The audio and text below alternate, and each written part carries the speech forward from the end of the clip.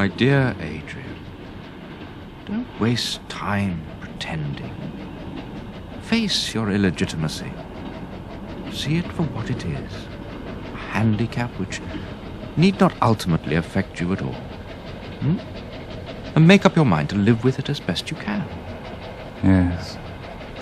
Penmarric of all places. If you can learn to live with it at Penmarric, you can live with it anywhere in the world. Promise me you'll at least try to like it.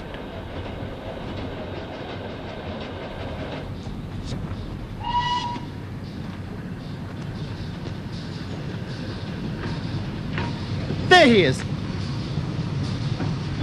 Adrian!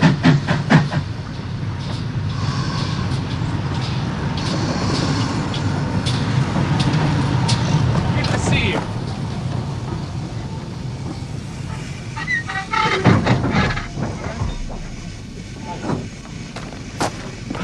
Did you have a good journey?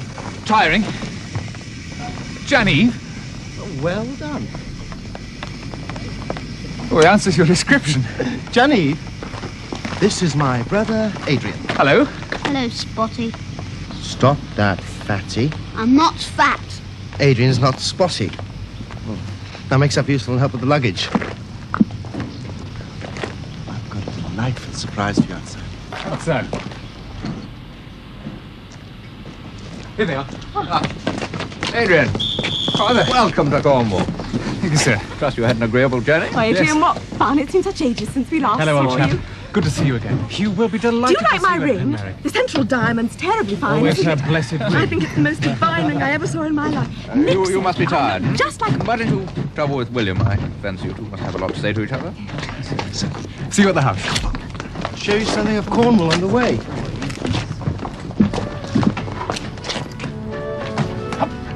That's it.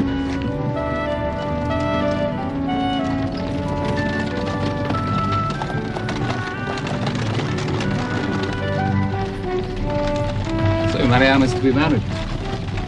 To a baron, no less. Fearful ass. Father insists on a year's engagement, much to her disgust. She can't wait to be Lady de Leonard. I'll be a genius and I'll be rich. I'll be so rich everyone will beg for me to like them. But I shan't. I'll throw them over the cliffs and watch them get mangled on the rocks below. See you right in the head. Janine? Oh, yes. Only sure you know, aren't you?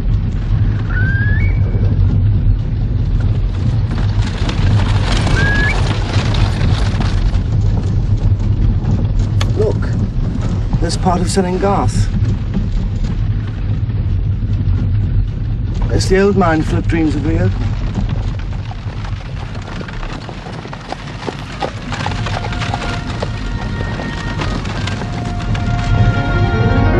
There it is. It was my very own castle until they came. But I'll get it back one day.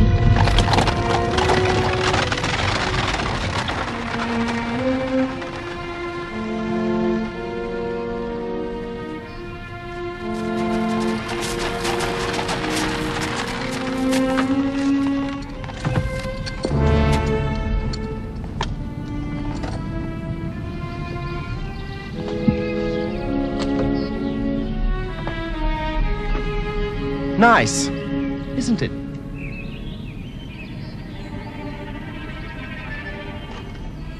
Well, I like it.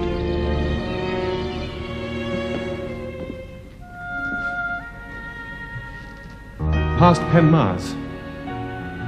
Odd-looking crowd, weren't they?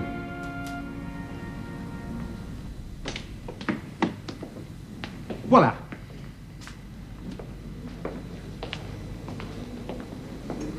It's generally reckoned to be the best room in the house. Whose was it? Our mother's. Oh, I'm not having that. And I'm not having you putting father into one of his rages. Grow up and make the best of not such a bad job. You'll feel better after tea. Nothing like a cream tea to make one look on the bright side.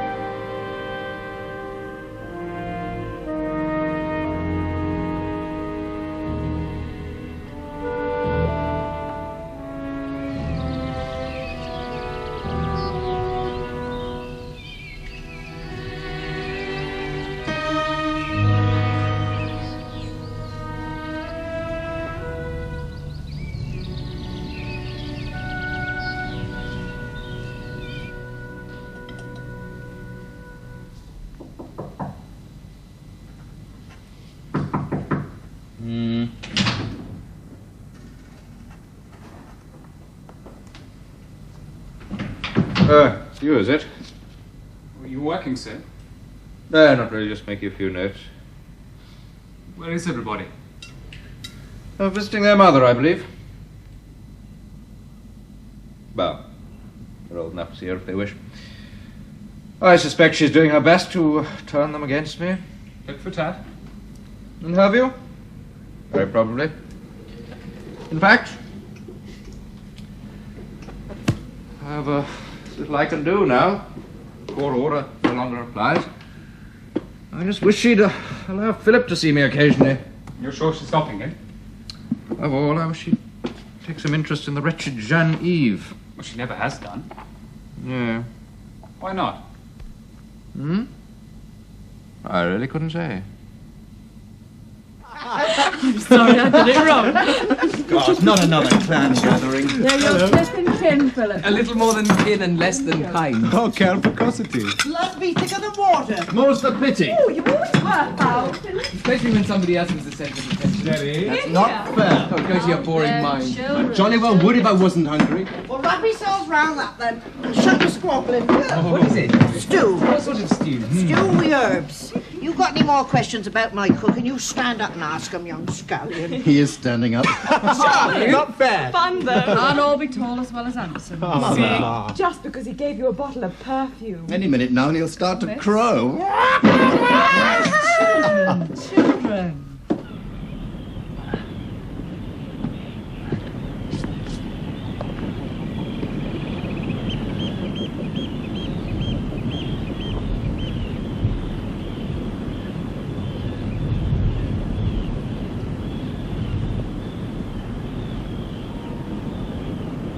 Janny!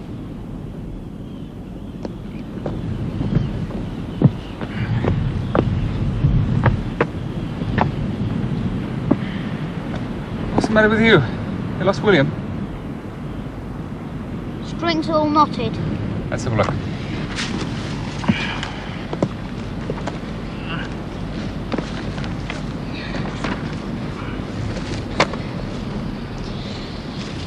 William's making plans with Mariana and her stupid lord. I hate the pair of them. You can't dislike your whole family. Why not? It's unreasonable. They don't like me. You're always trying to get William away from me, and I don't like Papa because he brought you all back here without my permission. Well, it's his house, hang it. He didn't live here for years, did he? What about your brother, Philip? He lives with her. I hate her more than anyone else in the world. Why? Because if you see a bit of rubbish on the floor, you pick it up and throw it into the waste paper basket, don't you? I suppose so, yes. Well, that's what she did to me.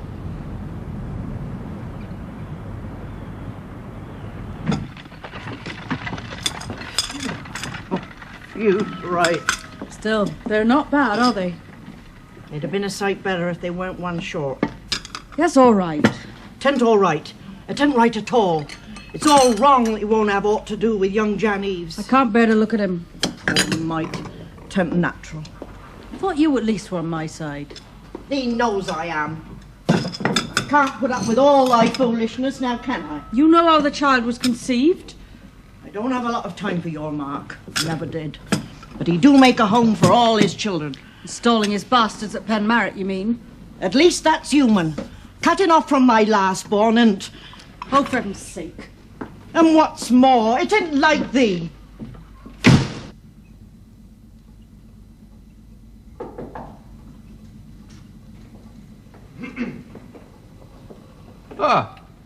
What is this, a deputation? Sort of. In a word, yes. I do love Mamma. She was so sweet. She said I had the most beautiful hands, just right for diamonds. Get on with it. Well, it is just the tiniest bit awkward. I mean, how can I take Nick to that awful farmhouse? I do wish she didn't live there. Well, frankly, so do I. Well, her choice. I can't think why. It's disgustingly primitive for a woman of her tastes and sensibilities. Good God, they haven't even got a proper lavatory. We were wondering whether Mamma could come to tea at Penmarric to meet Nick. Well, that would solve the difficulty without embarrassing anyone. Provided, of course, that you don't object. Don't see how I can, in the circumstances. What damn cheek. It's not your father's fault that Mariana's a rampant snob. Well, I shall escort you there. That would be nice. But if you're expected to meet his bastards, well, I shall give them bloody noses. I know you mean well. I mean it. Get off the jacket. Hello. Off somewhere? I thought I'd take Adrian over to tea at the rectory. It's very good of you. Thank you. And I'm going with them. No, you're not. You're staying here. Greet your mother like a civilized human being. I shan't. For once you will do as you are damn well told, sir. I shan't. I shan't. I shan't. I shan't. Soon see about that. Will you lock him in the nursery, please, Madeline? Come along, young man. It's no way to speak to your father. I'm gonna go with William. Poor little devil. Don't suppose Mrs. Castallack's looking forward to meeting him much either. Best be on your way.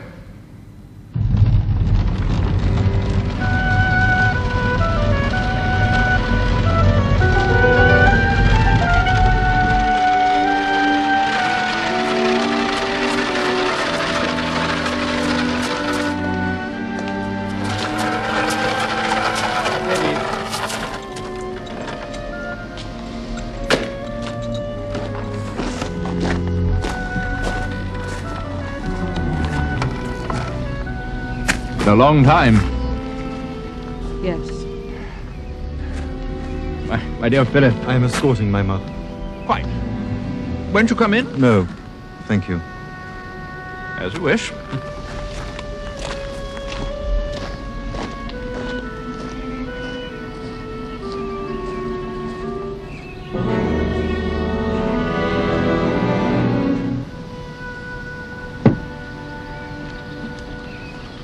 How nice of you to come.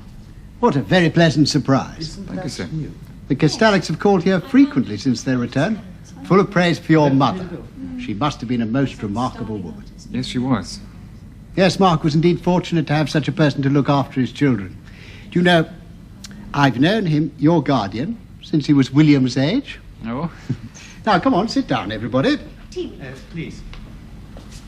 Yes, Mark was not happy as a young man, but he was tough. He survived. It's good of you to come. Oh, I can understand Mariana wishing to impress her noble lord. Oh, I wish I could. Ah.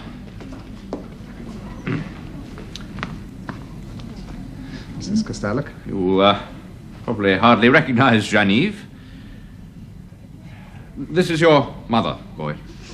Oh, for pity's sake, Genevieve. Stop being such a bore. Pay your respects. Hello. How do you do? Perhaps you would like to visit me at the farm one day? Well, if you should, your brothers and sisters can show you the way. Very well, you may go now.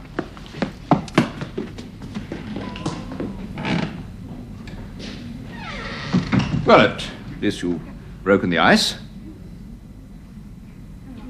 Now perhaps I can see our future son-in-law. By all means, yes. Now there is an attractive rascal. Ferdinand Lopez? Of course.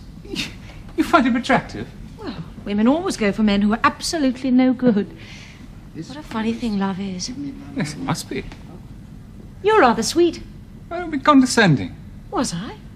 Well, I don't mean to condescend, do I? Oh, on the contrary. She's a raving radical, a champion of women's suffrage, and Lord knows what else. Only kept from the tumbrils by having to look after Grandpapa? Tumbrils? No, I would never want to stand in your way.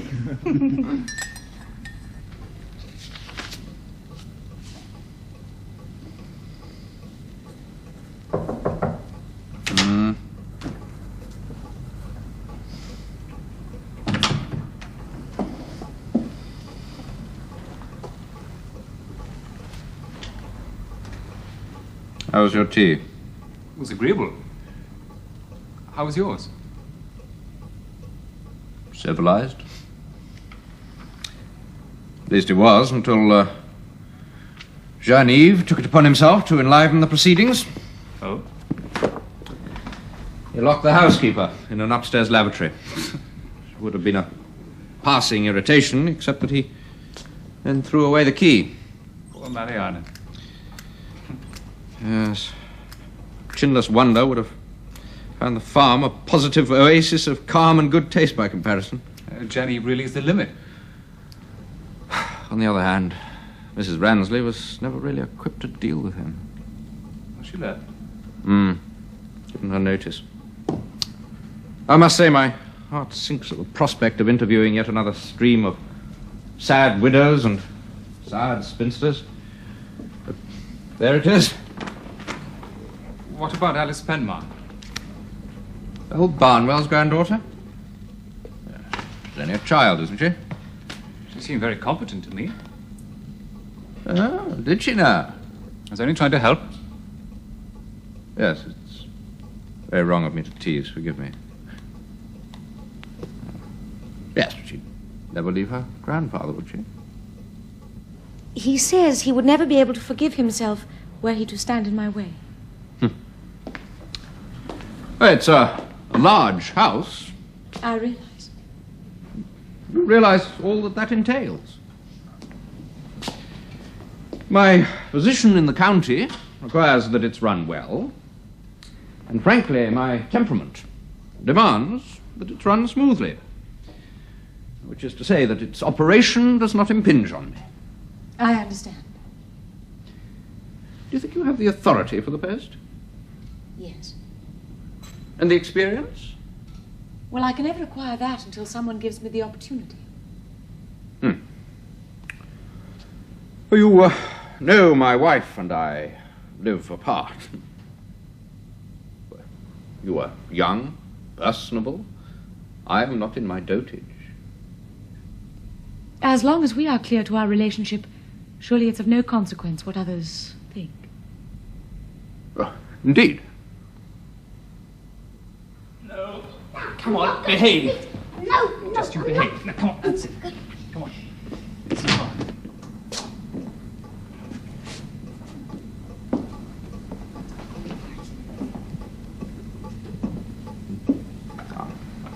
Well, you know Adrian. Yes, of course, we're old friends. Hello. Hello. And I know Genevieve. Alice has kindly agreed to keep house for us. Since she's also, by way of being a cousin of ours, I'll thank you to treat her with more respect than her predecessors. Come back here, damn you. Let him go. I do apologize. Don't. He just needs a little time to get used to me. He calls her his housekeeper, but we all know what that means. Do we? It's one of his euphemisms, like calling those two bastards of his wards. Well, let's hope she'll be kind to Genevieve. Don't you care? Yes and no. On the whole, I hope Alice Penmarric makes a success of the job. By all accounts, she's a thoroughly nice girl. I simply don't understand you. No. But then the Penmarrics and Castallacks have never known what to make of their womenfolk. Strange you're all so addicted to us, really.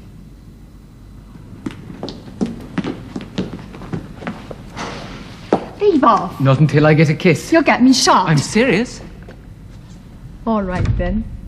Let's get it over with. Whoops! Look out. Aren't you taking advantage of your position, Ryder? Oh, don't be a bore.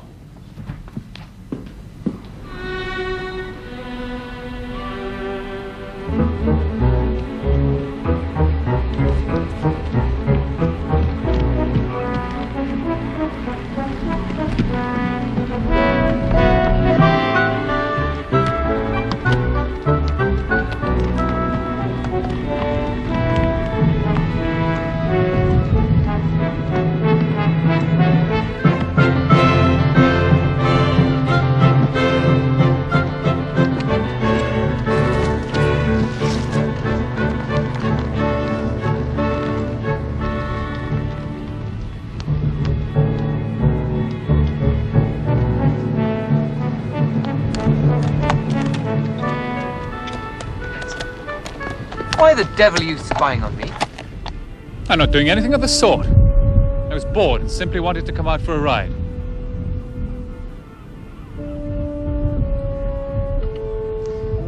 Well, I'm just going down to the farm. Want to come? I don't think I'd better. Oh, come on. Philip and Mama are in Penzance. Or do you think I'd ask you for one moment if I thought they were going to be there? Listen, Adrian. I don't want Philip yelling at me any more than you do. Very well, sure. Positive. I can almost smell Griselda's special pasty already. What a lovely house. Griselda! Griselda! Where's my pasty? God save us, Master, you. Where did he find him? This is a school friend of mine. He's staying at Penmarric. He ain't no friend. More like a ghost. Get away with him. If ourselves should see him, there's no telling. Get him out. Oh, rubbish, Griselda. You dish up the pasties and I'll show my friend the house. She knew who you were. How could she? God knows. Witchcraft. Don't worry. If she tries to make trouble elsewhere, you're Aubrey Carnful. Still, I'll go and chase up our pasties. They are something special. Have a look round.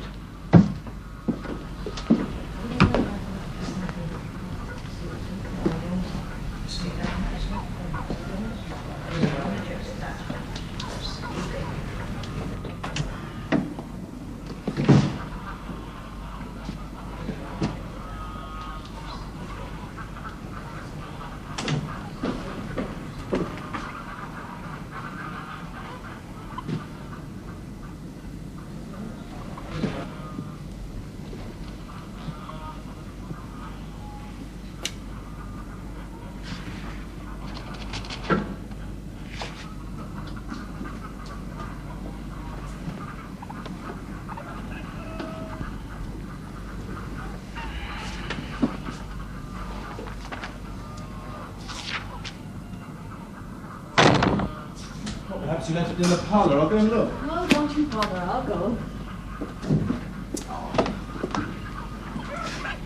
There. Lawrence. Mama.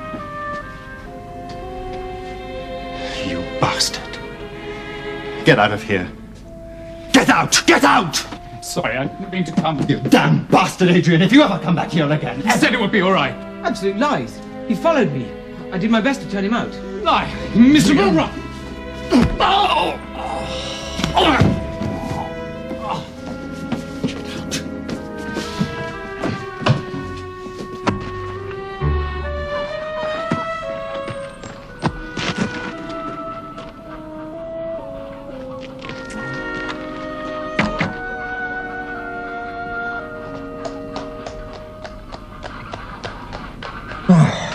Well, it'll certainly complicate matters. That's my problem. Very wrong of you to try and wash his hands of you. She called me Lawrence. Well, your grandfather, my father. Why should she call me by his name?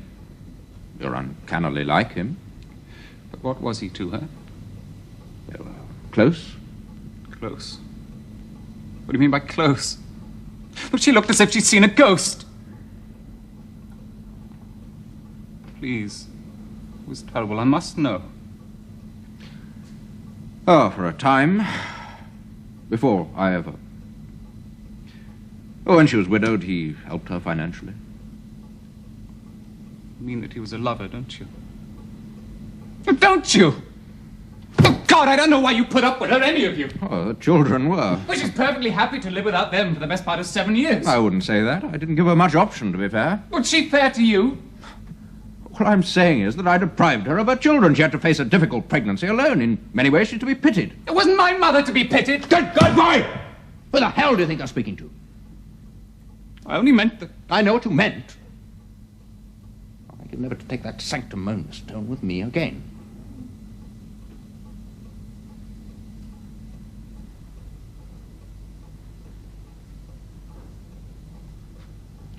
Adrian, my dear boy, most of us don't set out to make other people unhappy. It's just sometimes. Of course your sympathies are with your mother, and so they should be. I don't ask you to excuse anyone else. But for your own sake, allow that they too may need sympathy. I can't do that.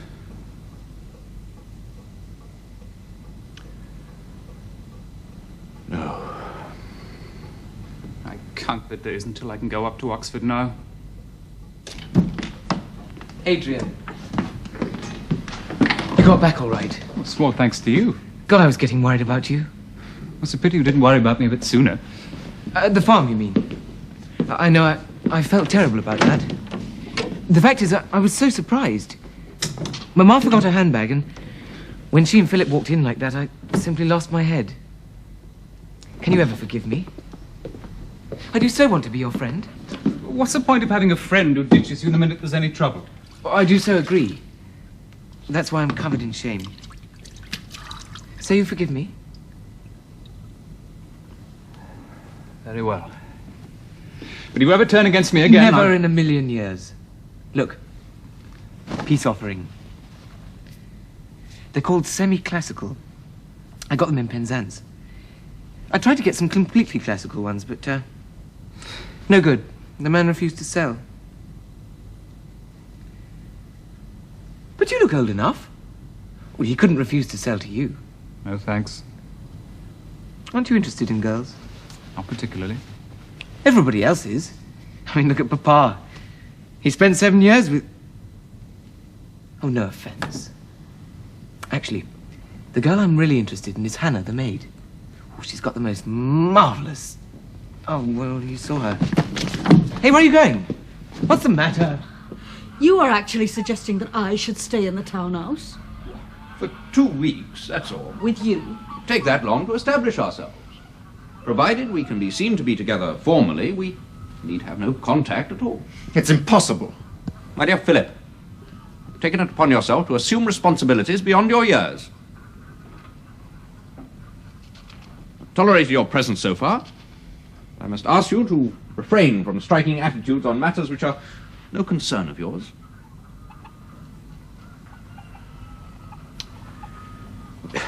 It is our eldest daughter's wedding.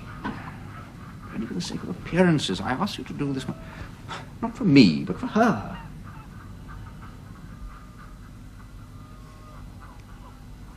If you put it like that. I'm obliged to. Well, I trust you don't expect me to be there. Indeed, I do. Baptisms, weddings, and funerals take precedent over family feuds. I should like it. Very well. Unless there's anything else? Philip, I really think it might be better if you were to leave this to me and your father. If you say so. Sir.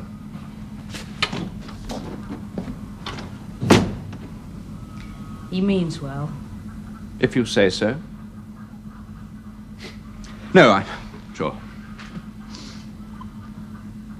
Can I offer you some refreshment? Perhaps a glass of cider, if that wouldn't be too much trouble. No trouble at all.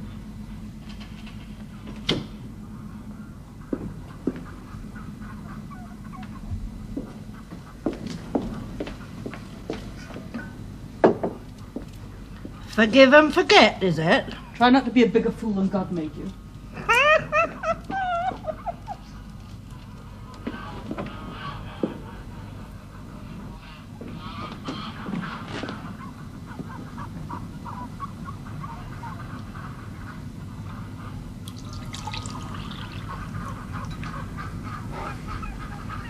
Thank you.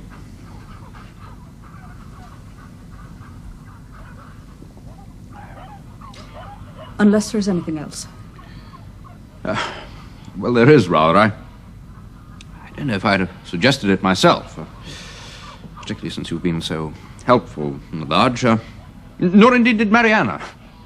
The fact is, the chinless wonder has particularly asked that William should be usher. No, Mark. I won't labour the point. I don't think you should. Except to say that it would be for Mariana's benefit. For which I've already conceded a good deal. If you could stretch a point, To the point of declaring a public amnesty for your bastards. No, Mark! I'm sorry. It doesn't matter. Well, the plain fact of the matter is I had to sacrifice that in order to persuade my wife to stay at the London house. There's no question of reconciliation. For Mariana's sake, we wish to assume some semblance of a family facade to display to the world, that's all. However, I've arranged for you two to stay with Peter. Michael Vincent's brother. I thought it'd be more pleasant for you than at an hotel. Thank you, sir. Very kind of Mr. Vincent to have us. Now, about money. You'll find it more expensive in London, but I want you to get out and about, enjoy yourselves. Thought I'd give you a little extra. No, thank you, sir. Oh, please don't bother. It's really not necessary. You have enough expense with the wedding. There's no need to be over generous with us as well. Well, nonsense, I insist. No. Thank you, sir. No, thank you, sir. Oh, it's most kind of you, but we'd rather not accept. Well, as you wish. In case I don't see you before you leave, I hope you have a good journey, sir. Good night. Yes, yes, indeed. Thank you for making the arrangements for us. Good night.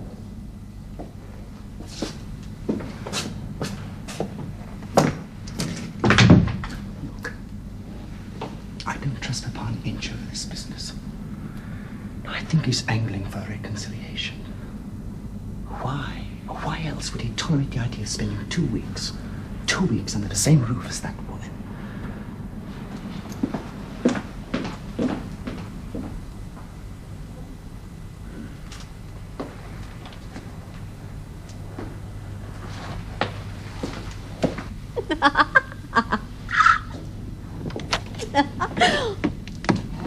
Hugh?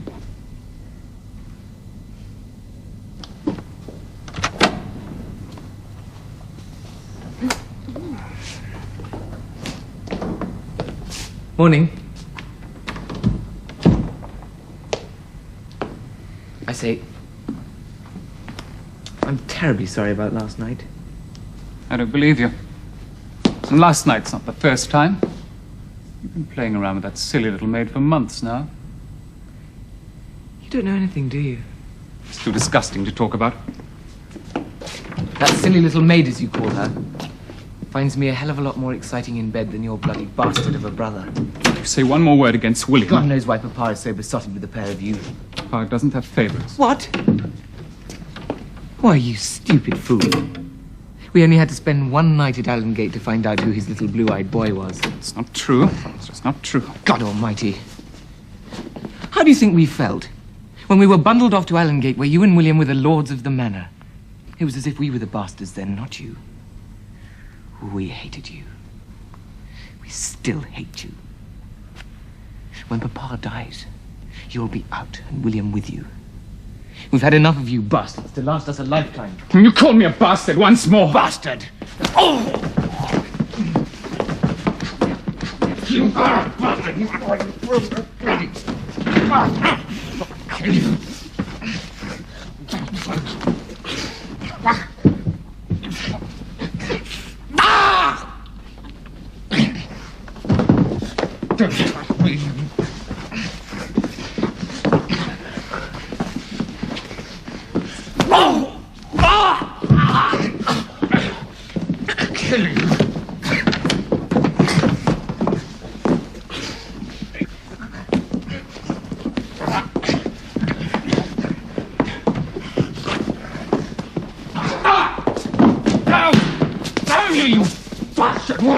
What the devil?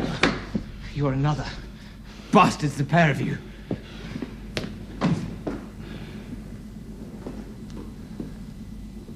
Oh, for God's sakes. I've never seen him so angry. And as for you... Well, what happened? Tell me. I'm not going to that wedding. What are you talking about? They all hate us, even Marianne. Rubbish. I'm not going. Papa will be furious. Well, I don't care. Look, old chap. I don't care what you say. I'm not going to the wedding, and that's flat.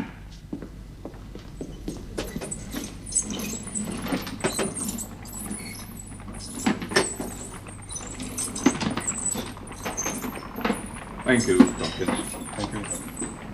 Bye.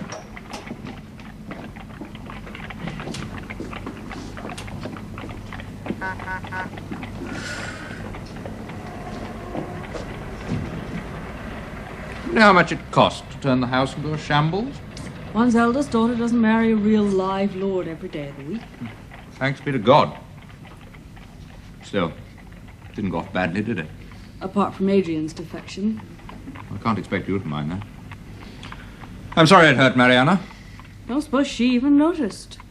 She's very fond of Adrian. I'm sorry he hurt you. We're off now. If that's all right with you, you don't mind. No, of course. William! Come on, William. Are you sure it's all right? We asked you, didn't we? Come on. Cut along, my boy. Good night, Mrs. William, Come on! Come on. He seems a nice enough boy. William? Oh, thoroughly decent sort. I'm thankful to see them getting along so well. However... I've nothing against him. I just wasn't going to sponsor him in public, that's all. Well, I suppose we ought to think about supper. Did you manage with the tray in front of the fire? A wonderful idea.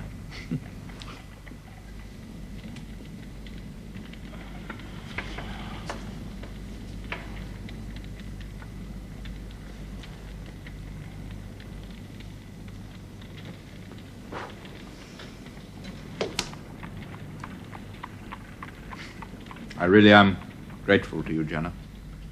I never thought to hear you say those words. Oh, we've had our differences, but I wanted today to be something special. May not be many occasions like it. People always talk of war. Do you believe it? I'm afraid it seems inevitable.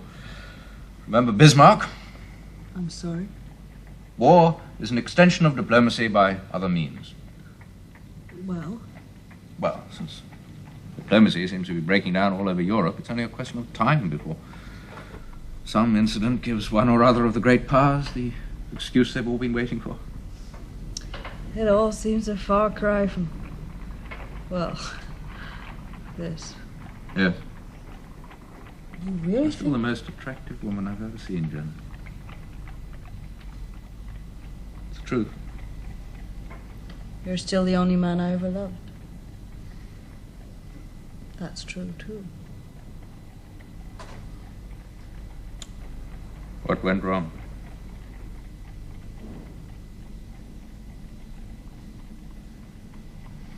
Well, let's turn in before we start getting really maudlin. Oh, that is so like you. Forever starting things you can't complete.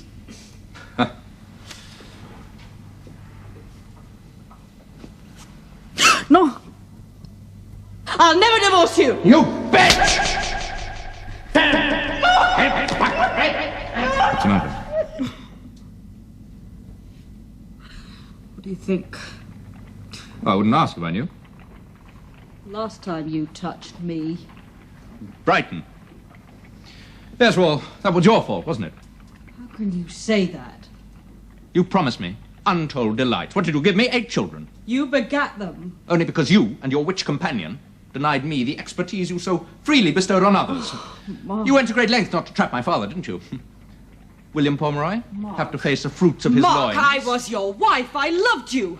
To me, children were the living evidence of our love. Oh, did you have to have them every year? Don't you see? I wanted them for us. Till I found out how you were betraying everything I thought we stood for. And you raped me and took them away. And left me alone to bear the only child I never wanted. I'm surprised you didn't persuade Griselda to get rid of it for you. Will you never accept responsibility for anything you do? Don't you condescend to me, damn you. How can I? I'm a nobody. You never cease telling me you were the gentleman. You are the whore! Stupid, fecund whore. By God.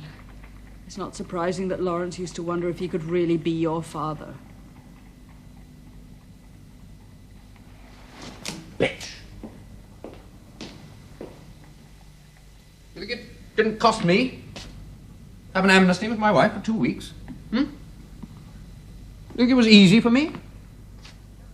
It wasn't. It was damned hard. If it hadn't been for Mariana... Well, there's no chance of a reconciliation. See, William and I Oh, were good wondering... God, no. No, never. Never. Now, let's change the subject. You have 2 letters to write. One to Mariana, to apologize for your absence. And the other to Mr. and Mrs. Peter Vincent, to apologize for any inconvenience you caused them. Yes, Papa. Now write the letters. Consider the matter closed. Yes, Papa. Thank you. I'm very sorry. Well, I'm sorry too. You've been upset. The others say the wedding was a huge success. I don't think Alice enjoyed it much. She gets shy at large grand gatherings. I know exactly how she feels. How like my father you look when you smile. Which reminds me, I found this the other day.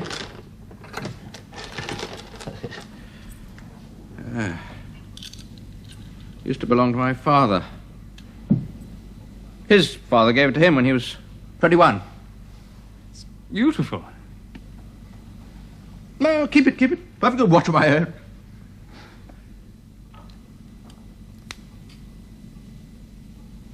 What will the others say? People who are caught up in great events and never understand them. Well, yes, you seem pretty clear-cut to me. Ah, but how will they look in 50, 100 years' time? Sense of distance, perspective. The most valuable weapon in a historian's armory. I don't suppose the Belgians see it that way. Precisely what I mean. In human terms. It's an enormity. Scholarship doesn't imply inhumanity. What then? Merely a withholding of judgment, till one can see the facts from all sides. Morning. Good morning. I say, Papa, could I borrow Adrian? Ask him. You wouldn't like to come riding with me, would you? That's if you can tear yourself away. It's a beautiful morning and I'm bored of riding alone. Yes, go on. Dear God. Such enthusiasm. Very well. Good out.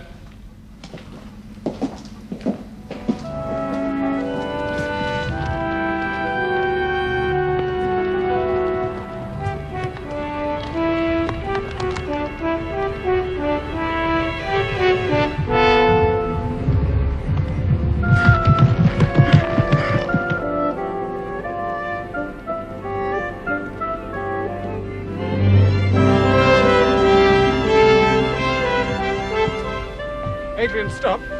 You must look in here.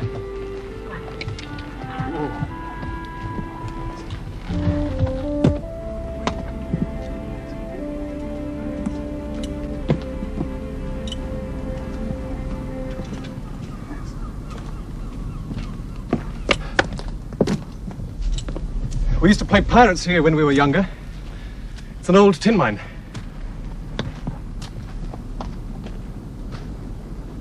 Well. Fancy seeing you here. Well. What a coincidence. Please, don't bother to pretend. If you told me you wanted to see me here, I'd have come of my own accord. You'd have done nothing of the kind. You'd have told Marcus to go to hell. Cigarette? Don't. I'm awfully sorry about all this, Adrian. For God's sake, Marcus.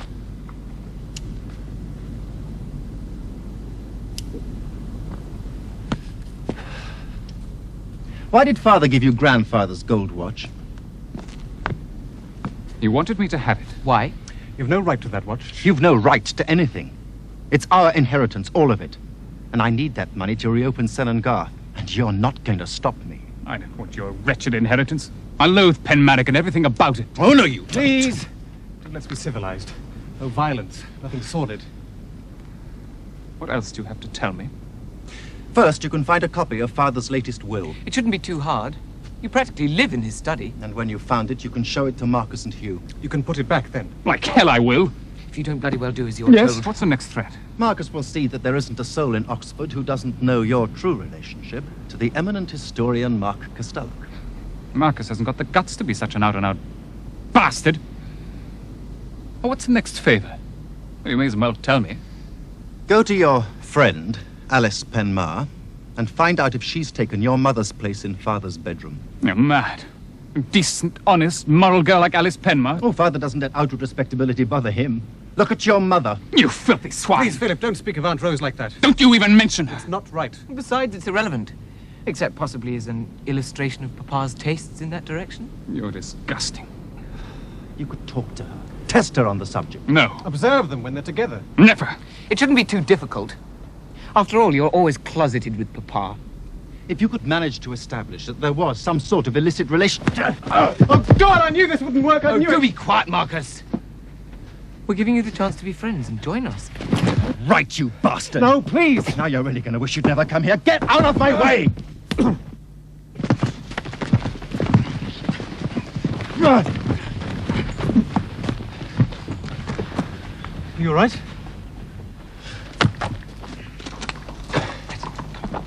Well, we'll just have to tackle Father ourselves.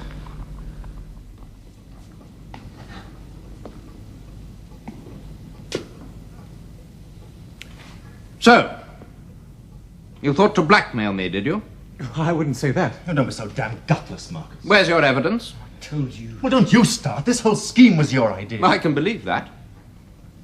You always were a capricious brat with a talent for mischief. I suppose you thought it would guarantee you an endless stream of blank checks. Squander your way through Oxford.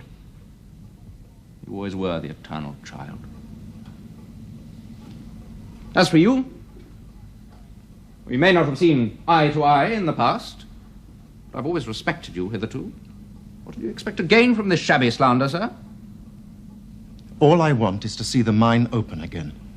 Well, still that infantile infatuation. It is not infantile. Senn & Garth is worked out. I've studied the records and I say it isn't. It's been closed for years. It was closed because it was unsafe and unprofitable. Oh, there you are. It is not worked out.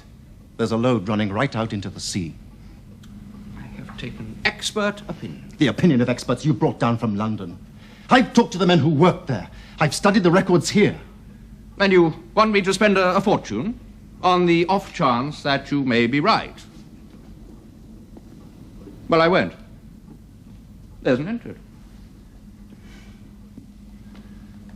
You would if it had been Adrian's idea.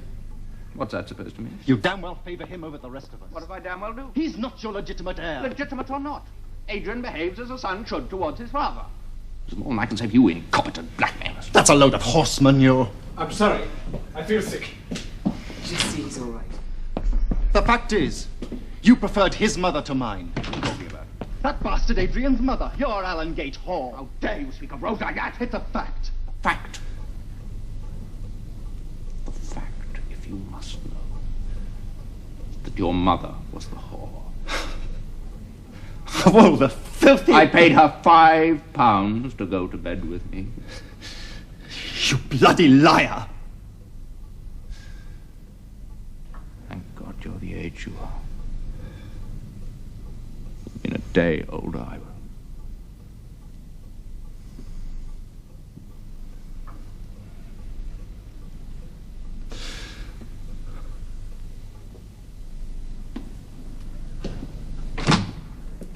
Adrian. Adrian, my dear boy.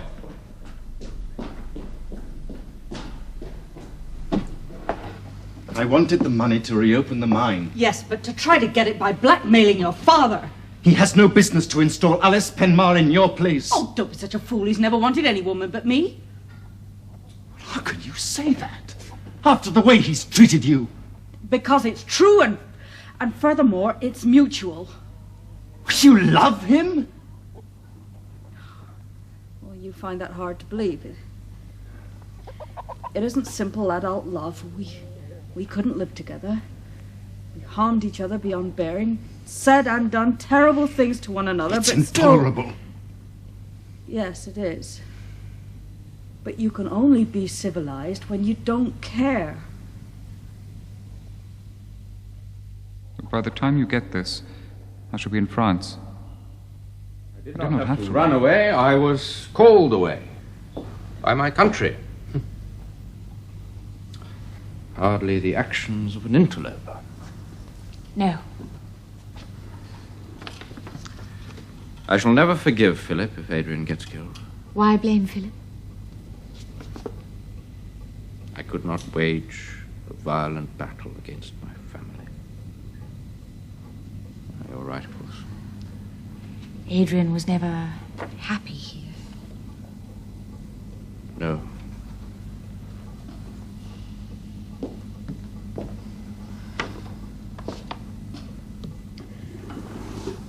I thank God I can at least take part in a good...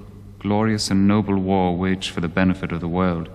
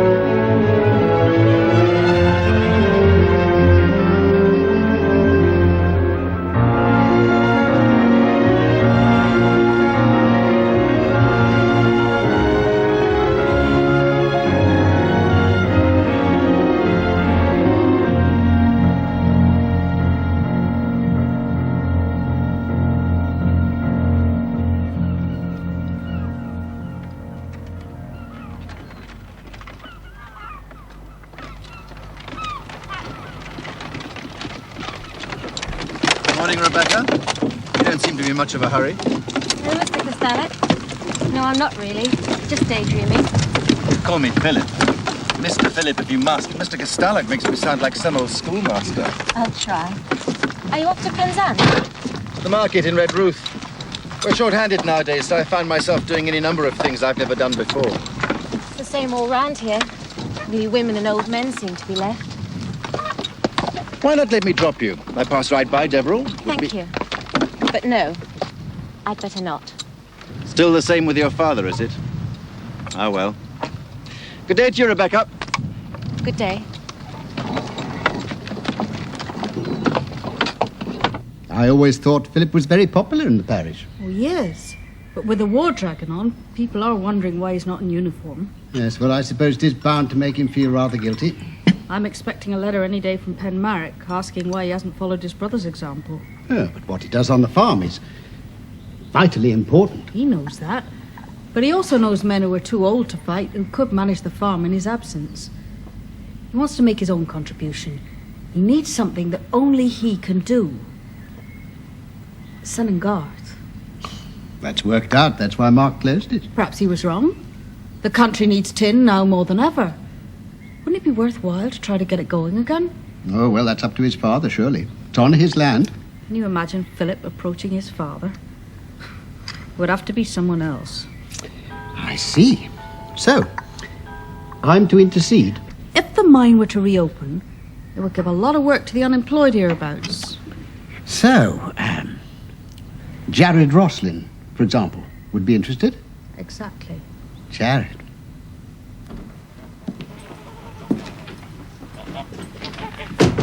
I've heard a lot about you. Good things, mainly. It takes guts not to follow the crowd. I don't know why you haven't enlisted, and I don't care. I believe men should live in brotherhood, not murder each other in violation of the commandments. It's a miracle you're still here, but then God moves in mysterious ways. Please.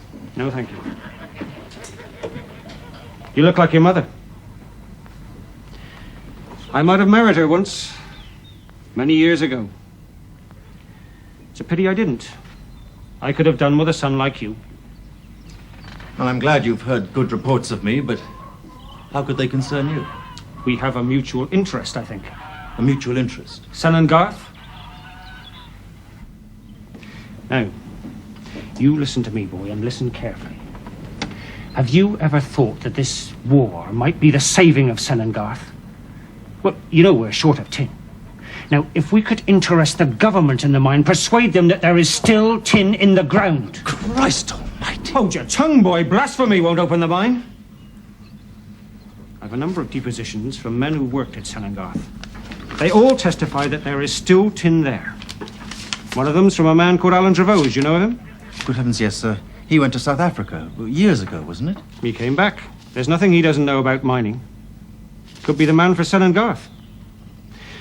Now, all I want is someone to present our case to the government. Well, you'll do that, surely. I've talked it over with the miners, and they all of them mentioned you. You've also one great advantage, be it unjust or no. You've been reared as a gentleman. You'll know how to talk to the government. They'll listen to you more than to a working man. Well, will you go to London for us and present our case?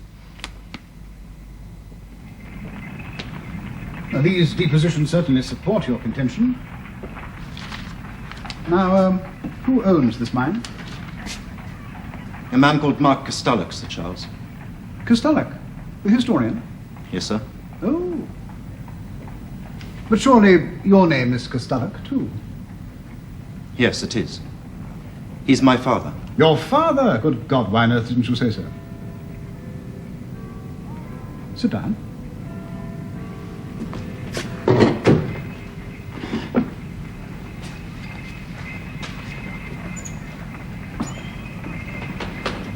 What does your father think about all this? Sir, my father's not a miner, and he knows nothing about mining. That's why I'm here. Have you ever been down a mine? I've studied mining for a long time, and I've been down the Levant mine more times than I can remember. I wasn't sent here because I'm my father's son. I was sent here by the miners of St. Just, because they believe I know what it means to be a Cornish tinner. Are you a socialist? Frankly, sir, I've no more use for politics than you have for mining. Well, in my opinion, any talk of internal politics at such a time is pretty damned irrelevant. The only reason I'm here now is because I've got something you want, and you've got something I want, and what we both want is for England to win this bloody war. We agree on that. Well, then what the hell does it matter who my father is? What the hell does it matter if I'm a socialist or not? Is that going to help England win the war? The important thing is that there is tin in this mine. Probably 10 times more than anyone even dreams there is. And if you decide to finance this scheme... You can regard that as agreed. The consulting engineer's report was favourable, and I'll advise the minister to negotiate the reopening of the mine and grant the appropriate funds. You're right. We need every ounce of tin we can get. How old are you? You mean... Of course. I'm 21 in June, sir. You're a very unusual young man. You should go far.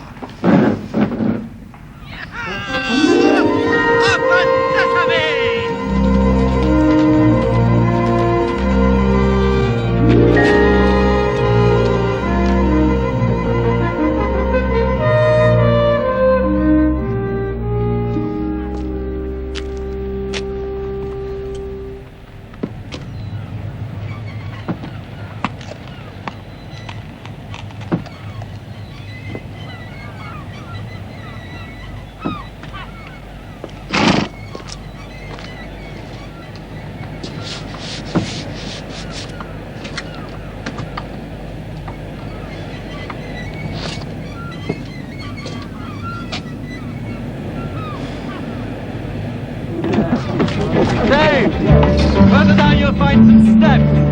Make a note of any damage, will you? Be careful. Yes, sir.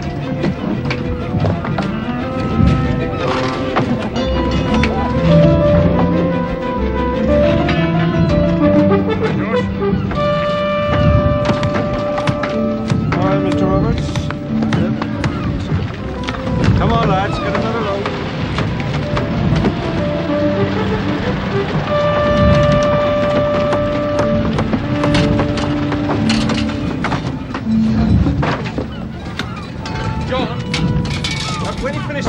tramming level. Take a look at the support and number 3 stope. Timber's so rotten you scarcely dare touch it. Right, Mr. Bowes, I'll see you in person.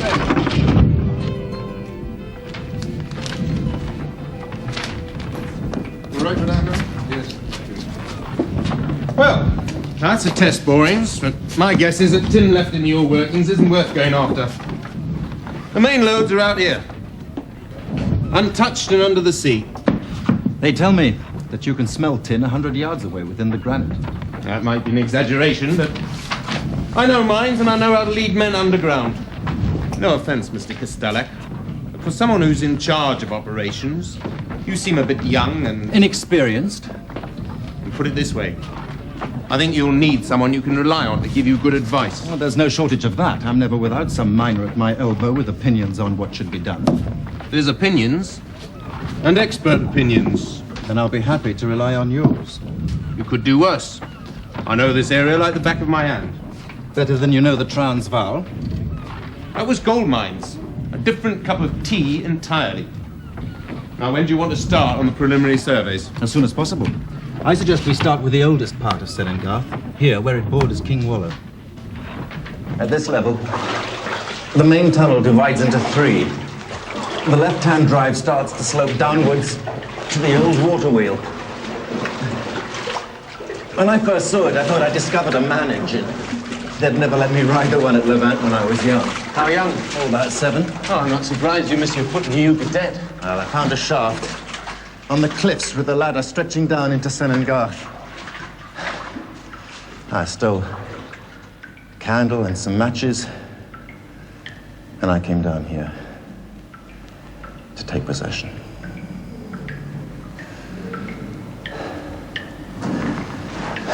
Come on, we'll soon get it pumped out.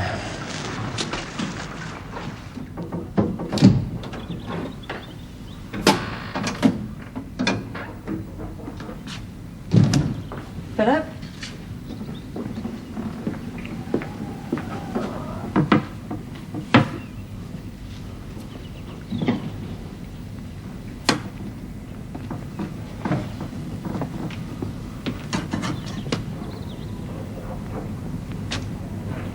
Well, there's no reason why you should be burdened with those tasks, my dear. I could readily secure help for you from the village. Thank you. Curiously enough, I enjoy doing it myself. You never were comfortable with servants around you, were you? It used to be Griselda's job. We talk in the parlour, perhaps?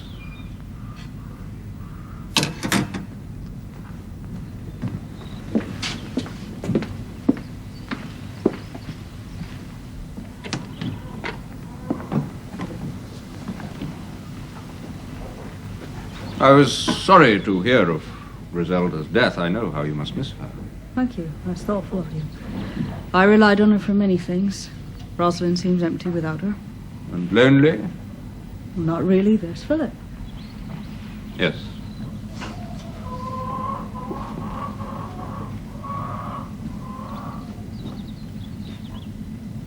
Why have you come, Mark?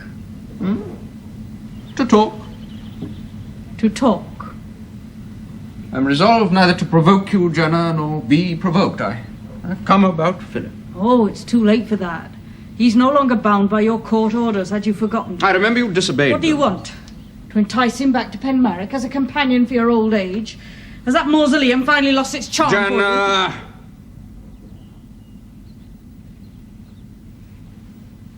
you? Janna, are we never going to forgive each other? You mean, am I never to forgive you? No. Well, that isn't what I said. So we've done dreadful damage to each other, to our children. We've created misery all around us. Will you forgive me?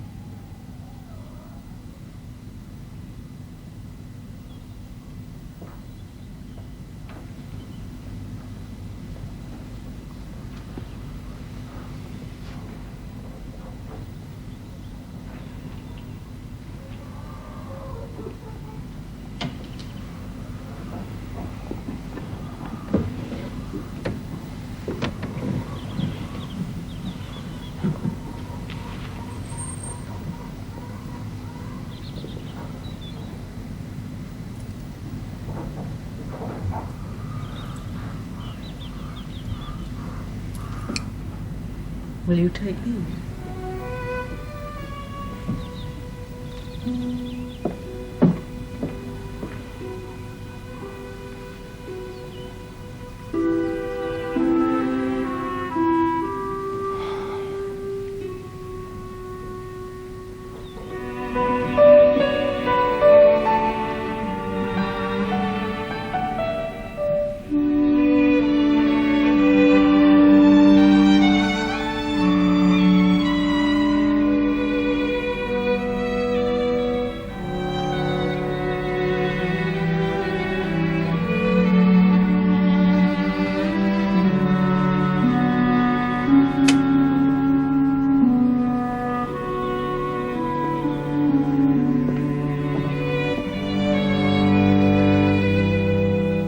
Thank you, my dear.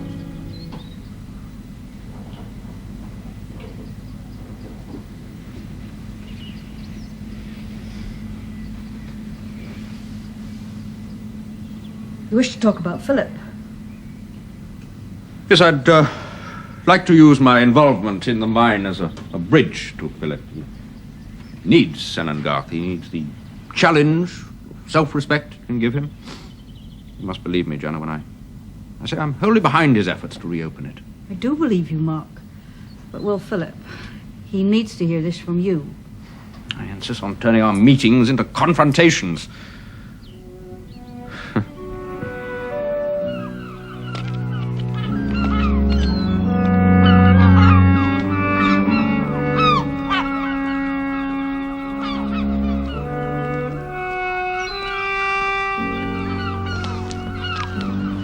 We'll go deeper, down to the 140 fathom level. That's where the load is. It had better be. We'll get the additional equipment down tomorrow. Relax, there's tin there.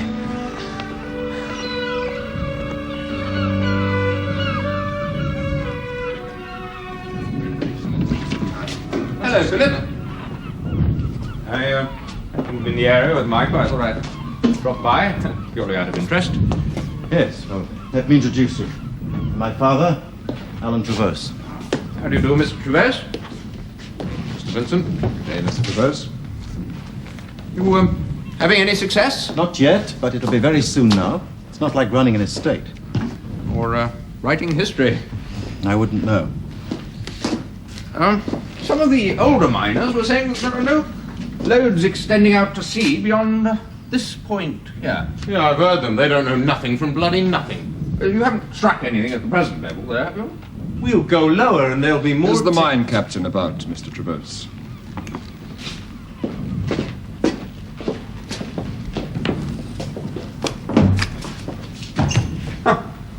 Outspoken sort of fellow. He knows all there is to know about mining. Praise indeed. But justified. Does he, know more than you? The more I work with him, the more I realize how little I know. That's very modest of you. You're, wrong about the extent of your knowledge. Could it not also be wrong about the mine? No. I still think there's tin down there. All right, so it's taking longer than I thought, I admit, but it's there. Well, it would seem that you've lost any chance of meeting your initial production target, so will you... And it would seem that that pleases you.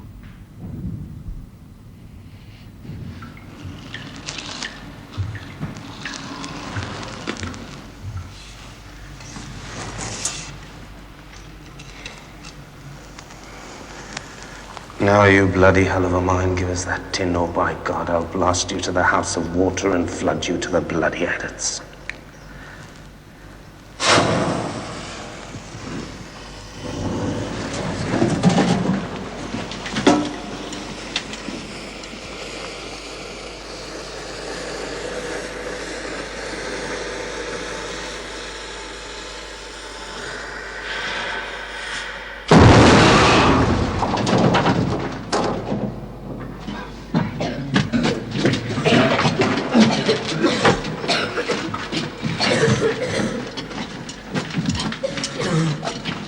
Well?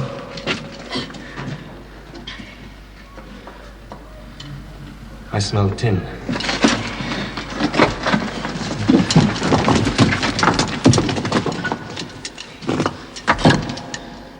Look, caught stringers.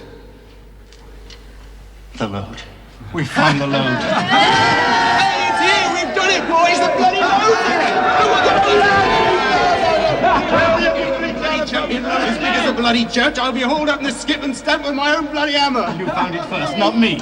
If it wasn't for you, we'd none of us be here today, and if that's not a bloody fact, I don't know what is.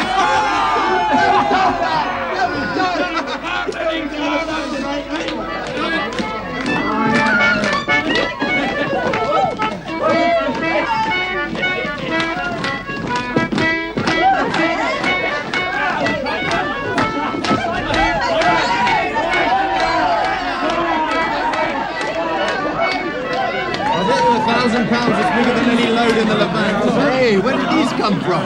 Thanks, Sam. And I'll bet you £10,000 it's bigger than any load you've seen anywhere. Get a fair whack out by Christmas. Oh, this year or next. We won't do it with this lot behind us. Another round, please. Well, thanks, Liz. Come on.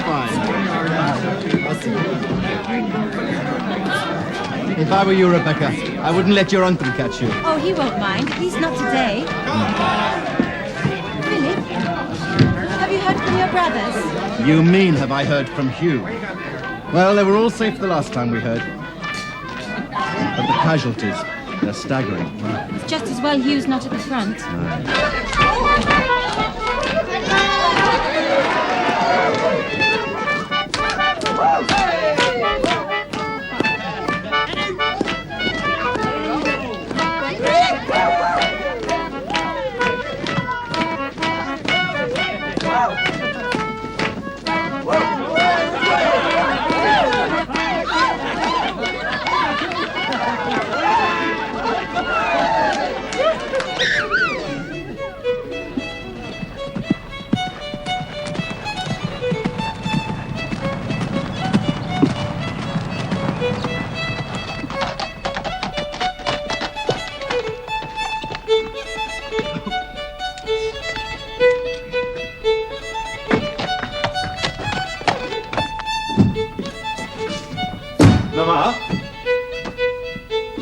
Mama, we found the load.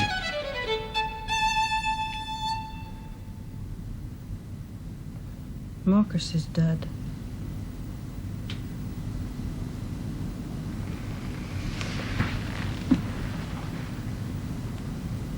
At the Somme.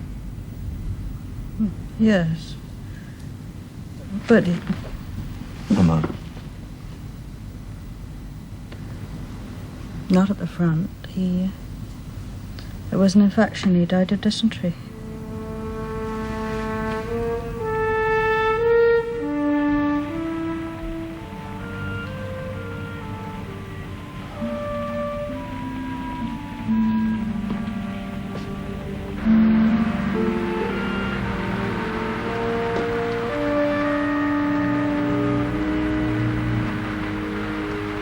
Madeline told me.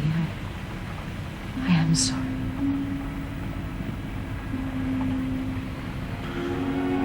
Janna didn't wish me to stay. She wanted to be alone. I sometimes think my father is looking on, punishing Janna and me.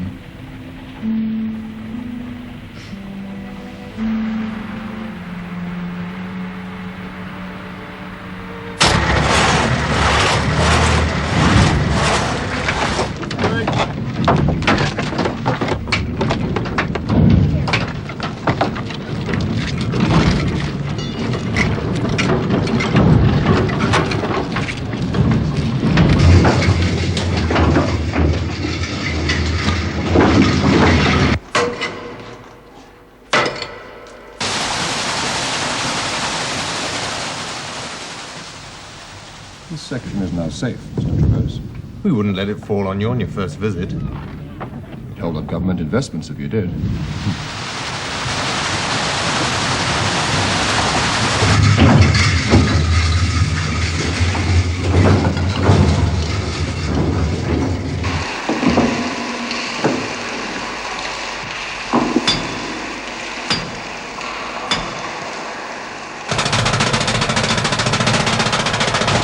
It's like old times at the mine.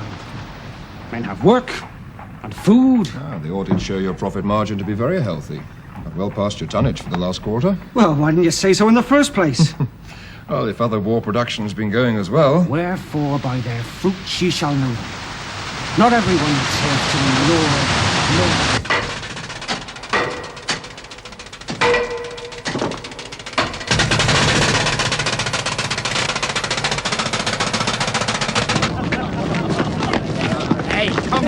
Come on! The brewery must be delighted. Well, let's put them on overtime. We've something to celebrate. I never thought we'd do it. Find the load, yes, but to better our output and by so much. Well, these men wanted to do it. They'll go on working hard. Well, they will for you, Alan. You, Philip, lad. You started all this. Do you think Sun and Garth will be as famous as the Levant? You want a place in history, Sonny? Well, I've dreamed about that mine since I was a child.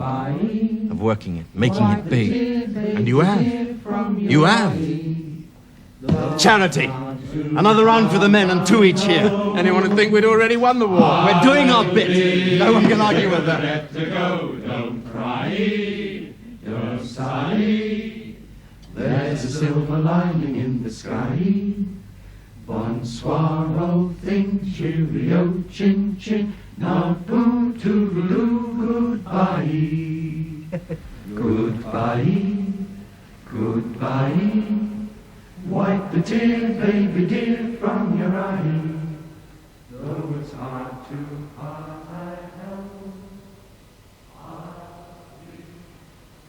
Well, at least Hugh's safe and sound and coming home. Mariana seems to have got over Nick's death very quickly. I wonder if she was happy with him. She seemed happy enough with his money. Or what it could buy. I shouldn't worry about her, Mama. Philip. Oh, it's true. Well, she wants to marry this Marquis of Lochlisle or whatever. And what she wants with a 59-year-old widower. I am sure you will appreciate the magnitude of the financial problems which the government now faces in this post-war period. I must therefore, with much regret, confirm the decision conveyed to you at our meeting in London last week, etc., etc. So they no longer need the tin now the war's over. They know nothing of Cornwall. These London economists are going to let tin mining die again. Well, couldn't you raise some money privately? Well, we, Alan, Trevose and I, have discussed the problem endlessly. The only source he could suggest was Papa. Well, it would be worth trying. But Papa's not interested in the well-being of the miners. He could never see beyond the figures in his current bank balance. Philip, you badly underestimate your father's involvement with that mine. Is it still profitable? Of course it is. Then why don't you ask him for the money? Believe me, he has your real interests at heart. It's my mine, not his. He would want to take control. Financial control, perhaps. But if, as you said yourself, he's only interested in making money out of Sun and Garth, why should he interfere with the way you run it? I don't know, Mama. I just don't know. Then you have nothing to lose by finding out. Then there are the missing rungs on the shaft ladders, worn rails on the main tramming level, and the gigs need overhauling. Well, an impressive and expensive list. Well, good maintenance is the key to safety, and good maintenance costs money. We'll deal with those later, my dear. Well, I think I need a lecture, Philip. My principal interest may be those of a scholar, but I do know about money. Oh, I don't doubt it. But you know nothing of mining. Other owners in the area can do as they please. Their mines aren't my concern, but Sun and Garth is. Oh, nothing to do with me, I suppose. Oh, you know what I mean. You are asking me to float a new company? Yes, if that's the thing to do. I should expect, of course, to have controlling interest in it. That's understood. The mine's still very much a going concern. Yes, I do know that. But Vincent tells me that net profits have dropped alarmingly. Wages have risen, costing more to get tin out of the ground. Coupled to the fact the market itself is in a shaky condition. Yes, I know, but with new methods, new equipment, more men, the records show... Yes, but the economic climate is different, isn't it? You have to increase output. You want to keep profits as substantial as they used to be. I intend to. Very well. You mean you'll find the money? Yes.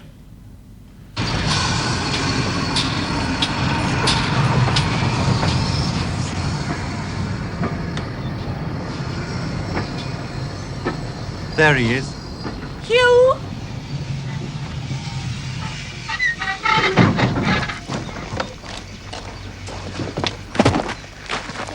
Ma. You're looking wonderful. I thought you were never coming home. Trust you to come through the entire war without a scratch. I might have known. I told you I would. You, my dear boy. It's good to see you, Papa. Jan! You should have been on weeks ago. It serves you right for wangling a soft job at headquarters. Well, it's a fine way to welcome a returning hero. Speaking of welcomes, why isn't Janna here to add his? He's still at school and hating it. Would you and Philip care to take lunch with us at Penmarric? There's only Janna and I there today. Doesn't you join us to welcome you home? Well, yes, thank you. That would be most agreeable. It's a capital idea. Rebecca!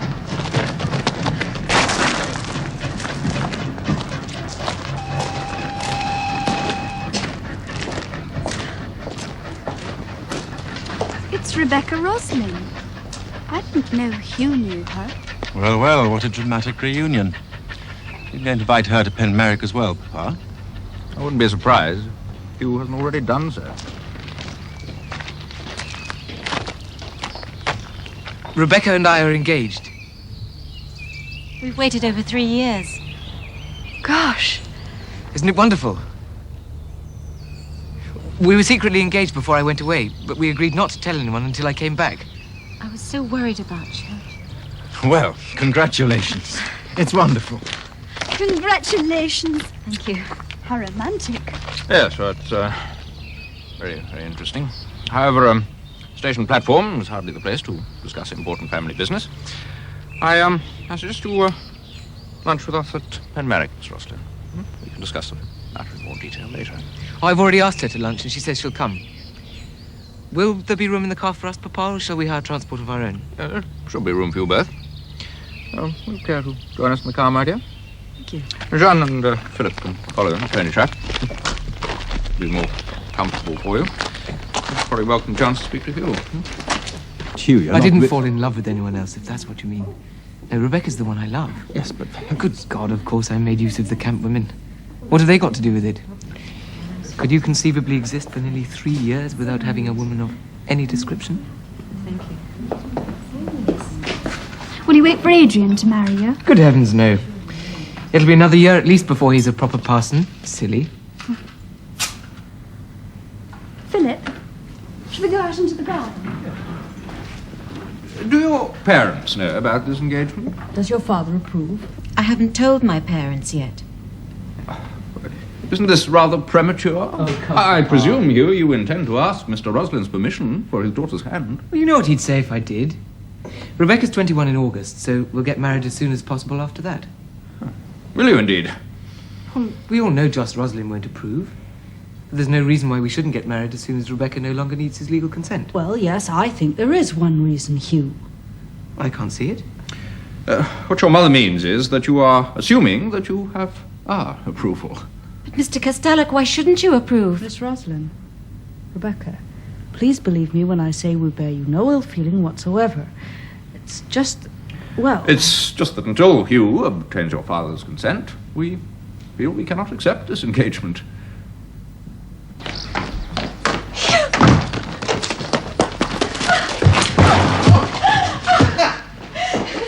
Not long now, my darling. We'll get a special license as soon as we get to London. 2 to Paddington, please. Did you have any trouble getting away? Well, I think Mother may have suspected something. Your father? Thank God, no. Hugh, what will your parents do when they find out we've eloped? Oh, they'll be furious, of course. For a time. Father will cut off my allowance. But he'll forgive me in the end. And your mother? Oh, I've always known how to get round Mother. Having second thoughts. No, darling, no. And I never shall. Good. Because I really do love you.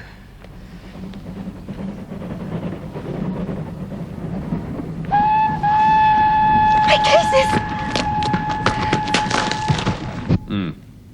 Well, you won't get a penny out of me. Well, not his allowance, anyway. But... Well, I might buy him a wedding present. Canteen of silver, dinner service, something like that. he'll pawn them. Rubbish. Oh, Mark. What? You're rich. Hmm? You're clever. You even know a little bit about business, but... What, for heaven's sake? Well, you don't know him, do you? No. Sometimes I think I don't know any of my children. Mr. Roslin, don't you understand the pair anything? of you dishonour both your families. But we love each other, Mr. Roslin. Remember the commandments. Honour thy father and thy mother. She is over 21. Anyhow, I don't believe it's your concern. Well, well. What are you doing here? The accounts have been certified, Mr. Phillip. They're on the desk. Thank you. Just what are you doing here, Hugh? Offering my services. I was wondering if you'd like to take me on as your assistant purser, chief clerk, general factotum. I wouldn't require much to start with. Oh. Just enough to keep body and soul together. Well, I'm afraid I can't really afford to put another man on the payroll at the moment. Mine badly needs new equipment. We haven't even been able to pay a dividend yet. I'm sorry.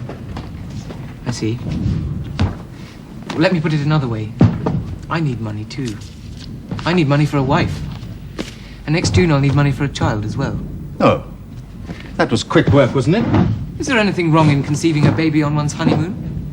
I suppose you think I've been sleeping with her ever since I came back from the war. Well, to be frank, I couldn't give a damn whether she was a virgin or not when you married her. But knowing you, I shouldn't think she was allowed to hold on to her virginity that long. She was a virgin. If you say so. And if you ever dare to make any slighting remarks about my wife again... All right. She was a virgin. For God's sake, what does it matter anyway? So, you need money to finance your venture into fatherhood. Well, I'm sorry, Hugh. I would like to help you, but I can't. I see. Good. Well, I shall just have to go to Papa and ask him to coax you into a more reasonable frame of mind. And just what the hell has Papa got to do with this? I was under the impression that he owned the mine and 60% of the shares. Look, Hugh, let's get one thing straight. I run this mine, and I decide who goes on the payroll. I'll tell him. He might disagree with you. Why the hell should he listen to you? You're so out of favor with him, he won't even give you an allowance. Oh, he'll be impressed by my sincere wish to earn an honest living in the family business. And how delighted he'll be when he hears he's going to be a grandfather. I wouldn't be surprised if he invited us to come and live at Penmarric and made out his will in my favor. If I play my cards carefully enough. And maybe if you ask me nicely, I'll write you out a cheque to help you support your godforsaken bloody mine. Get out. Go on, get out before I throw you out. You're nothing but a cold-blooded bastard who lives with his mother and consorts with uncouth miners.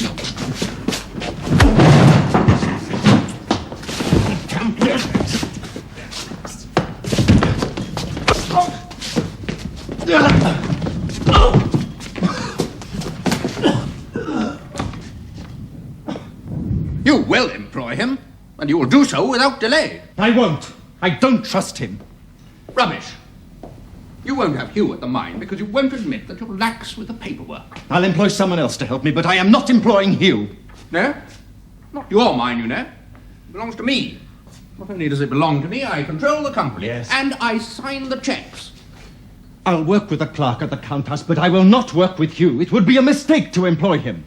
And beyond that, I have nothing else to say. Very well, but he goes on the payroll, whether you like it or not. I fail to see why he should be penalized for your pig-headed, unreasonable attitude. You mean I must pay Hugh a salary, even though he won't be doing a stroke of work? Precisely. And pay a new clerk as well? It's your decision, not mine. But the mine can't afford it. Well, if you care about the mine, you'll agree to work with you. God damn you, I will not work with him! I'll put most of my salary back into the mine to compensate for the loss, but I will not work with you! Damn you both to hell!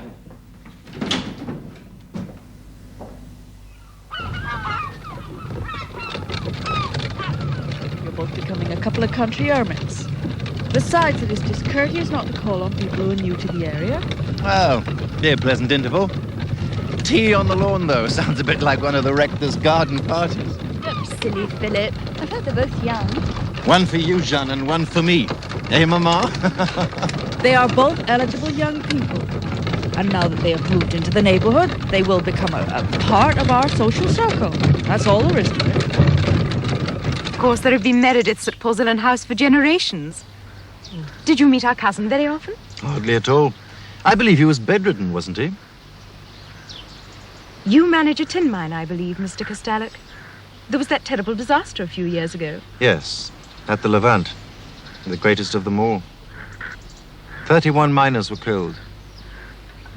I knew them. All of them. I'm sorry. Do you ever visit the mines, Mrs. Castallack? Oh, hardly at all nowadays.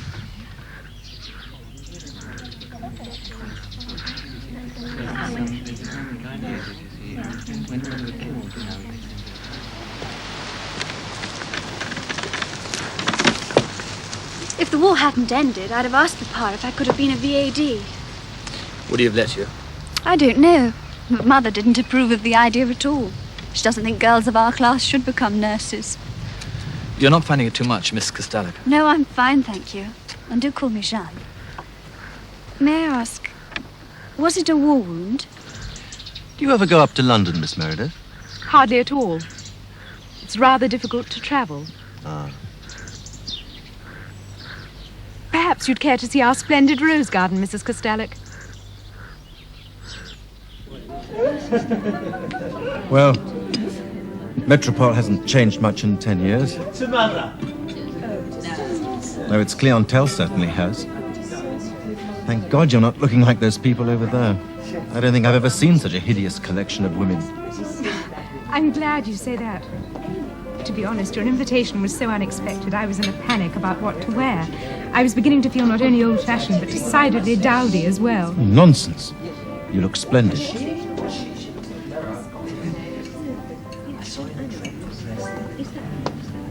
Oh, please. Thank you. I hope Jeanne isn't pestering your brother too much. Well, it seems she's always at Polzillen these days. I hope she's not boring him. Gracious, no, far from it. She's given him an interest in life. He doesn't get so depressed or maudlin as he used to. He looks forward to every one of her visits. I think she's very fond of him. Yes, I think so too. Do you think he's in love with her? Possibly. But of course, there can be no question of marriage. If Jerry does love her, he'll keep it to himself. He knows he can't expect a girl like Jan to tie herself to a man in a wheelchair. So, you can relax. He has no intention of proposing. How was Eleanor? Did you have a nice time? Yes, very. But aren't you interested in what Helena had to say about her brother? After all, that was why you pressed me into taking her to dinner. Yes, of course. I'm sorry. What did you say she said? He has no intention of proposing to Jeanne. But supposing he asked her to go to Polzillen as his nurse and companion, she would have to marry him. And Jeanne's quite foolish and soft-hearted enough to say yes. She's over 21. And if she doesn't have a mind of her own by this time... Of course she must not marry him. It doesn't matter how old she is. She must be prevented from making such a terrible mistake. But would it be such a terrible mistake? Supposing she doesn't care how impotent he is. My love, she should marry to fulfill her role as a woman, not to act as unpaid nurse to a cripple. Whatever you say. I shall speak to your father about this. Yes, I think the best thing by far is that she should go up to stay with Mariana in Scotland and help look after young Esmond. So, it looks like we're going to be seeing a lot more of each other in the future. You know you're always welcome at Deverell. And how is Hugh these days? Come on, Mummy. We want to go swimming. All right, darling, in a moment. Off you go. It's much the same as ever. Hugh doesn't change. And why should he? With plenty of money and all the time in the world to spend it. Not to mention a beautiful young wife. Come on, Mummy. Daddy will have had 10 swims by now.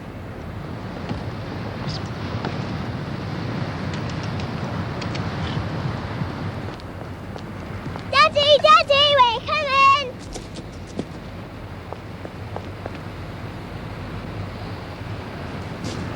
Johnny. Hello, Philip. What are you doing here? Just visiting. Isn't it wonderful, Philip? After all these years, I could hardly believe it when I saw him riding down the hill from Tune. I thought you were supposed to be up at Oxford. What are you doing here? Well, mending my ways. Is it ever too late to reform? Egged on by Papa and Adrian, I decided to ride over to Rosalind bearing an olive branch. Adrian? Well, he's not only a curate, he is family. Not the Castallack family. Mamma nearly fainted with shock, so to revive her, we selected the best bottle of elderberry wine, and well, here we are. It's as simple as that. There's nothing simple about you being here in term time. Don't be boorish, Philip. Well, since you press me, for reasons too boring to go into, I've been sent down from Oxford. That will have blotted your copybook at Penmarric. Which is why I'm at Roslyn, seeking some maternal affection. The men are worried, Mr. Philip. They can read the signs. Well, tell them from me. No, I'll tell them.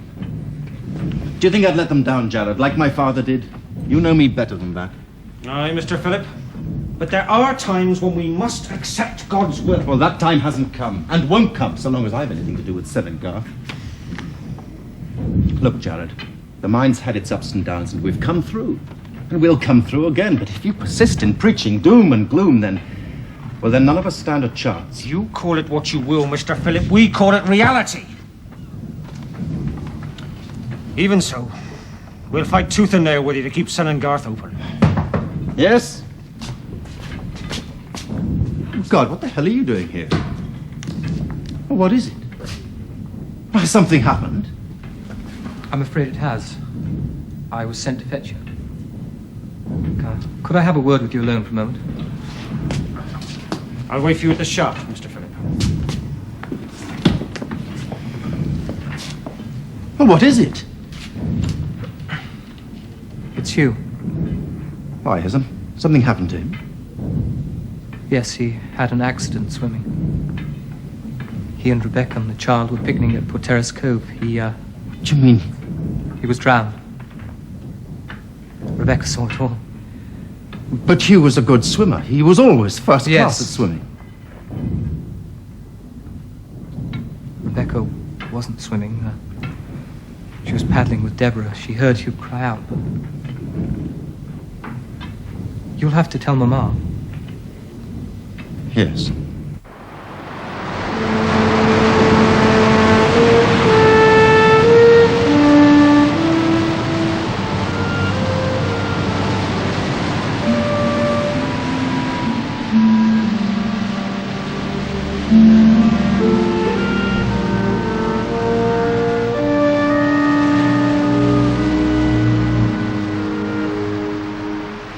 People drown every year in Cornwall.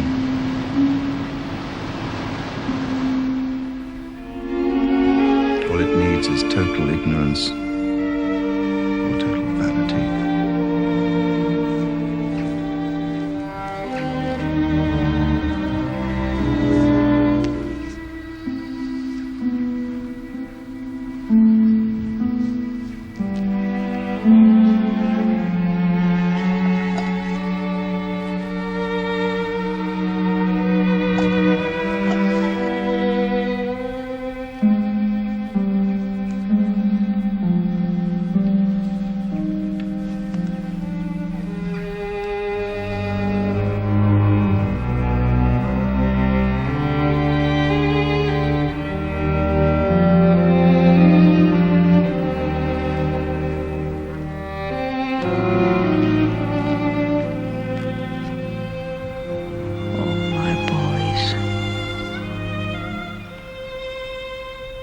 We wouldn't have quarreled if it hadn't been for the mine. Oh, Philip. Don't throw your life away, too. It's not something I'm considering, Mama. Mama, nothing's going to happen to me. Another year like last, and the mine will be out of business. That's what he was saying. But we've made a small profit in the last few years. Your father will say we're on the edge of financial disaster. And, with the economy in the state it is, we're going to have to make some drastic cuts to keep it open. I won't cut back on safety. You know that. I haven't done so, and I won't start now. But it doesn't look good. It'll cost a lot of money to go deeper and further. And we'll just have to find the money. Be reasonable, laddie. It'll take more than a miracle to keep us afloat this time. God, man, where's the fight in you? Just like the rest of them, prepared to throw your hand in at the least sign of trouble. Well, don't you see, that's exactly what my father wants.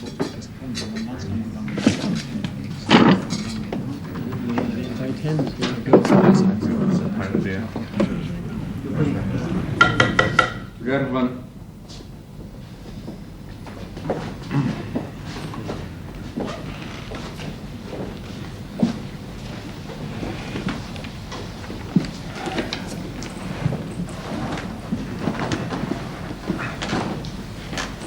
Our purpose, as I see it today, is to... Oh, please.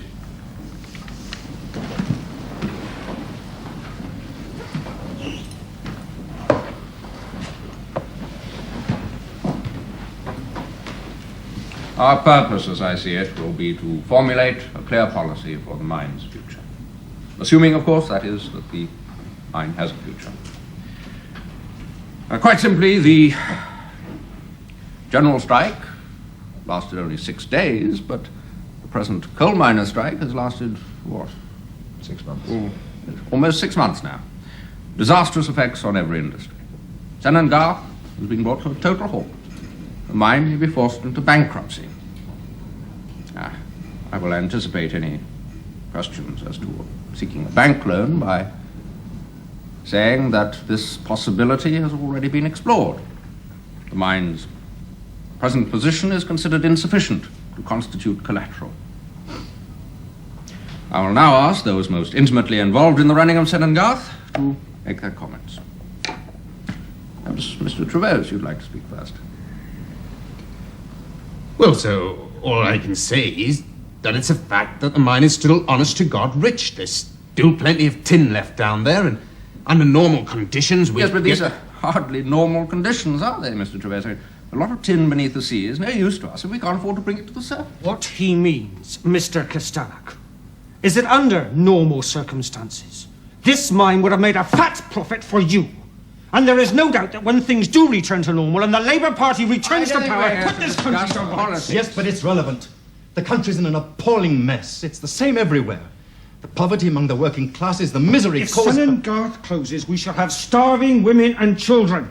We could issue more shares. We could even float a preference issue for existing shareholders. That would be a risky venture, Philip, resulting in at best a mere postponement of the inevitable. Yes, but a postponement is... My own position is quite clear. I'm not prepared to put another penny into the mine, nor shall I recommend other shareholders to risk further money in the venture. So, you're determined to close the mine? After a formal meeting of shareholders, yes. I see. I'm afraid there's no alternative.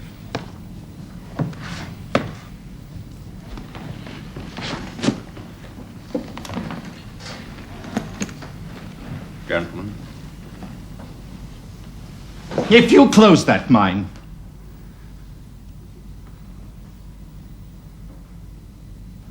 I'll break you. You leave me to assume, therefore, that you have no useful comment to make as regards my decision? Only that I mean what I say. You close that mine, and I'll make you regret it. That's all. Janna, Trevose, there's nothing more to be said.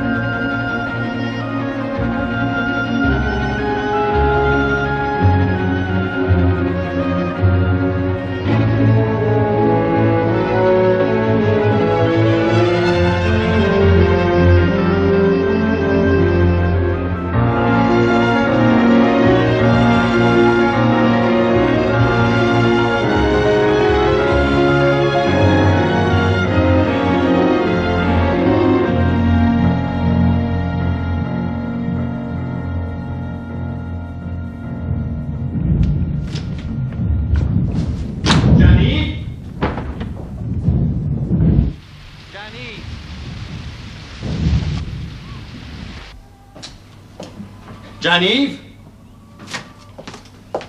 Oh, is Janeve around? No, should he be?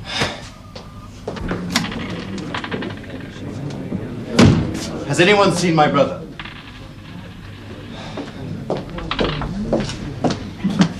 Well, now you're here. Time for a quick one? No.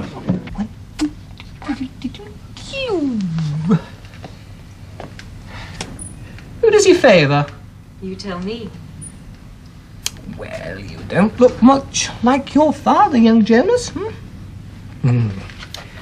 But you've got your mother's mouth, eh? A mouth in a million. Stop. Don't stop. I'll go.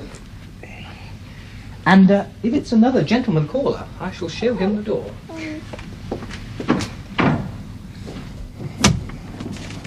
I've been looking for you for hours. What the devil are you doing here? Paying my respects to my widowed sister-in-law. What else?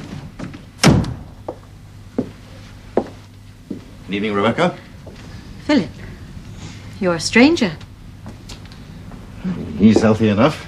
I should hope so. Anyway, it's time he was in bed. Though how we'll get to sleep with all this fuss, I can't think. Excuse me, Janeve.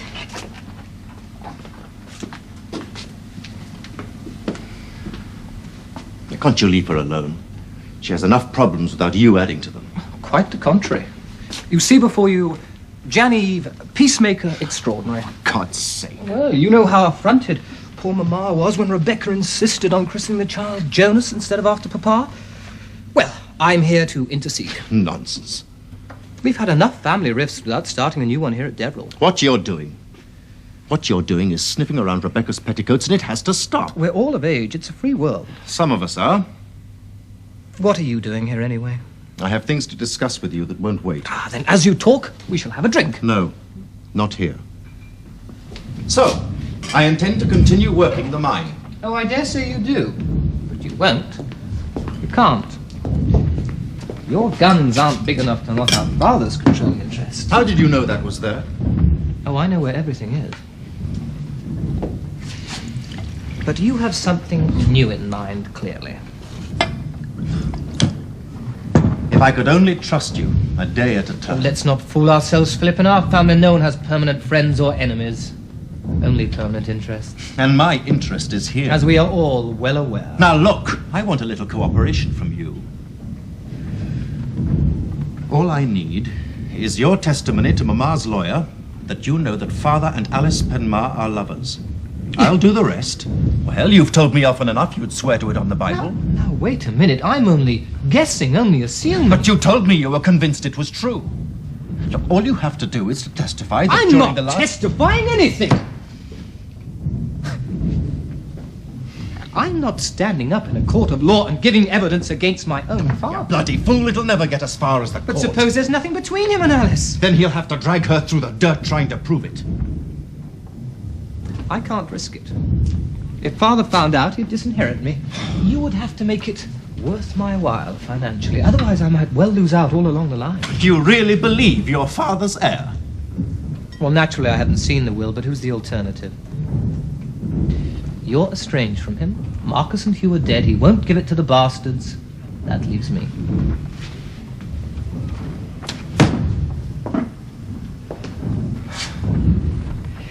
Adrian should be at Penmarric by now. He's down for a few days. You won't deliver the ultimatum just yet, will you? Well, otherwise he might guess I had something to do with it. Oh, get out. Yes, but the ultimatum. My concern, not yours. It's perfectly simple. We make use of the new divorce laws. You can petition for a divorce from Father on the grounds of his adultery. Adultery? With Alice? No. No, that girl's not immoral or stupid. But the pair of them living up there year after year, virtually on their own. Oh, really, Mamma? Alice has given 10 years of her life to Penmarric.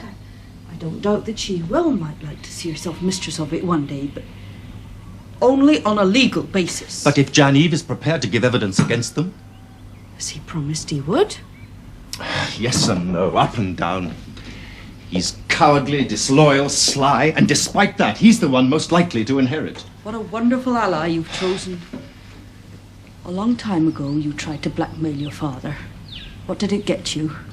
Where did it get you? But this time we cannot fail. I've told you, Father wouldn't have Alice's name so much as mentioned in a divorce proceeding. And you expect me to approve this scheme? Well, surely it's the least I can expect. Then you completely misjudged me.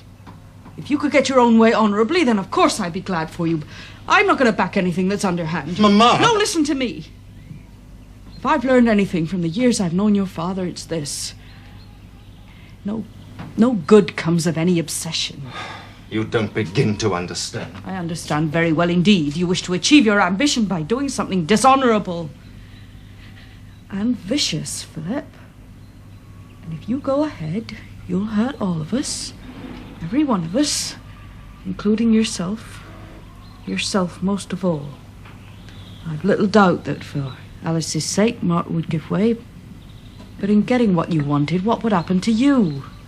After you'd got it, what happiness would there be in it?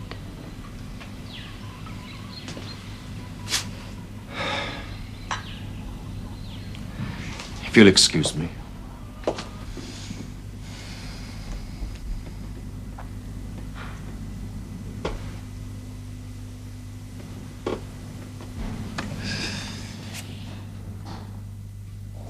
Sir, unless you agree to let me continue working the Sellengarth mine, my mother will petition for a divorce from you on the grounds of your adultery with Alice Penmarric. This is no idle threat. I have sufficient evidence of your adultery to justify my mother's solicitors in bringing the evidence to court. You got off lightly with Rose Parish, but this time, believe me, you will not. Bearing in mind the shame, humiliation, and pain you have caused my mother in the past, I don't think you can possibly term as unjustified any attempt she may make to obtain a divorce from you now and enable you to undergo a fraction of the suffering she has had to endure over the past 35 years. Unless I hear favorably from you, my mother will consult her lawyers a week from the day you received this letter. I remain, unfortunately, sir, your son, Philip Castallack.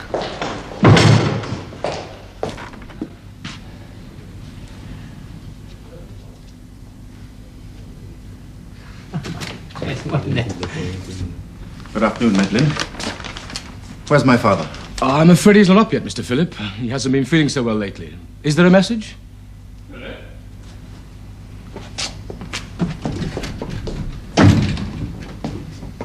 didn't expect to see you here. Adrian, how are you? Well enough. Life's treating me very kindly at present. Give this to father, will you? With my compliments. Is it urgent? Would I have come over on a working day if it wasn't?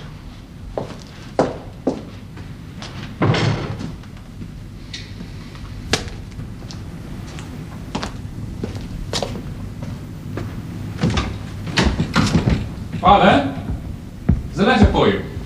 From Philip. How much? To have that gantry built, how much? Conservatively? Any damn way you like. How much? Upward of 15,000. You'd never raise it. I want to talk to you. Talk? Not in front of Alan.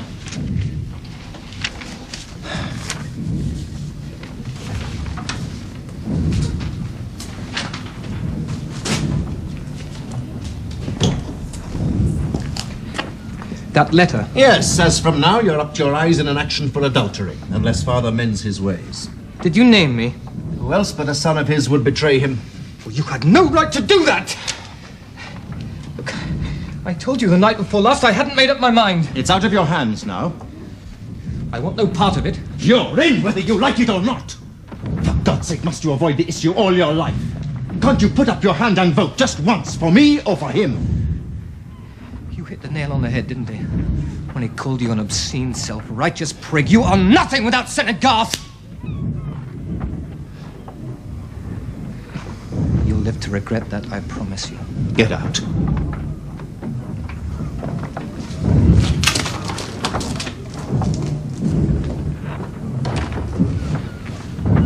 My God.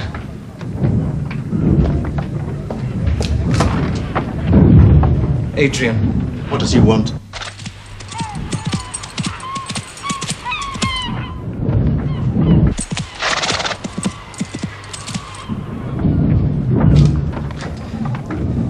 happened?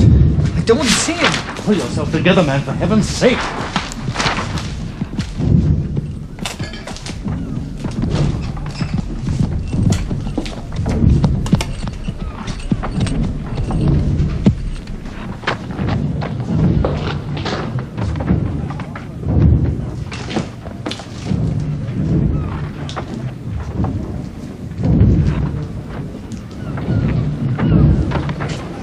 Bloody murderer. You've killed him. I hope you rot in hell. We can cut it to 30. Get out!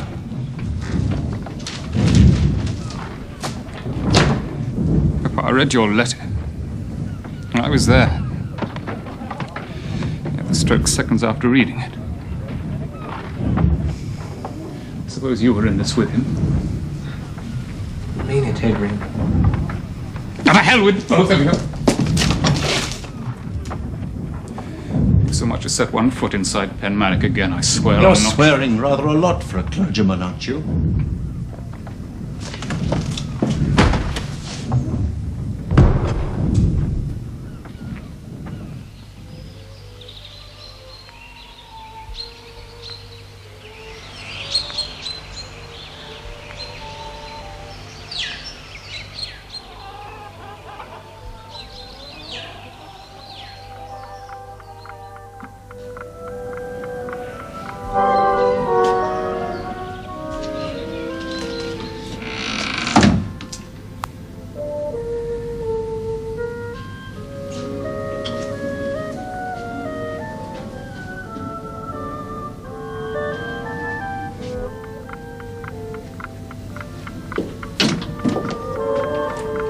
You're married?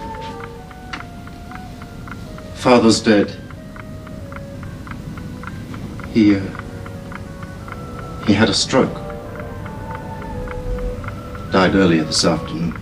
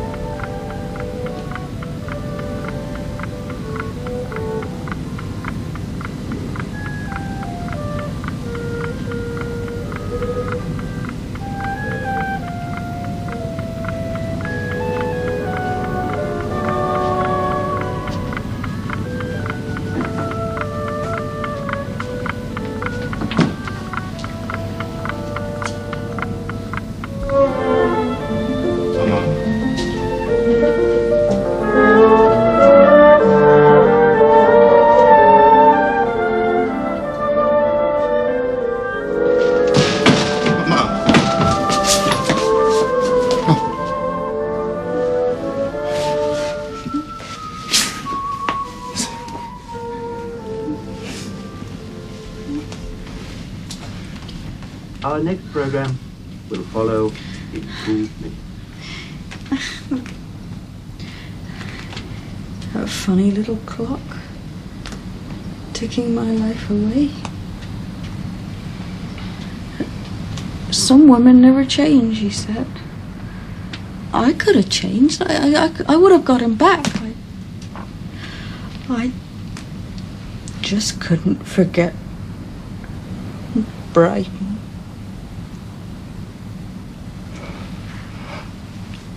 Oh my God.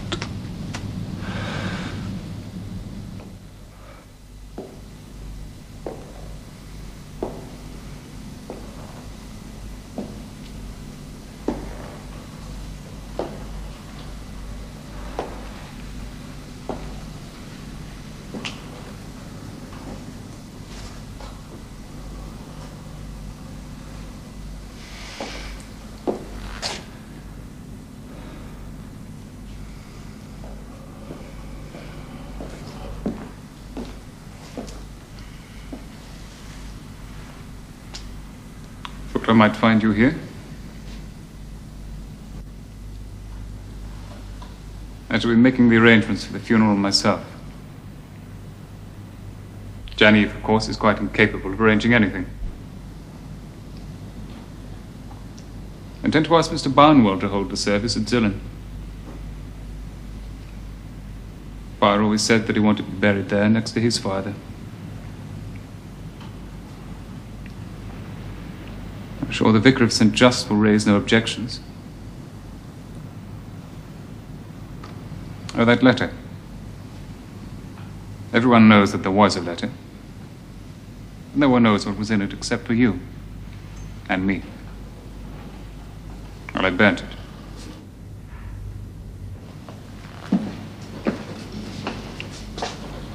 I trust that I did the right thing.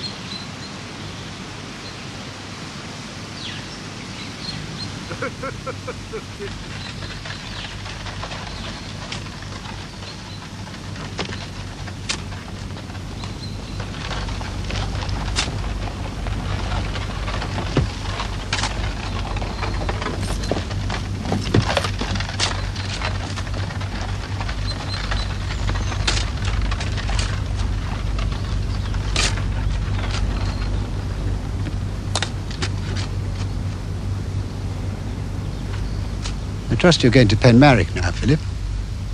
Would you care to travel with me? No. No, I can't go. Well, I think you should. There are some obligations which no man may remove from you. I'm sorry, but it's quite impossible.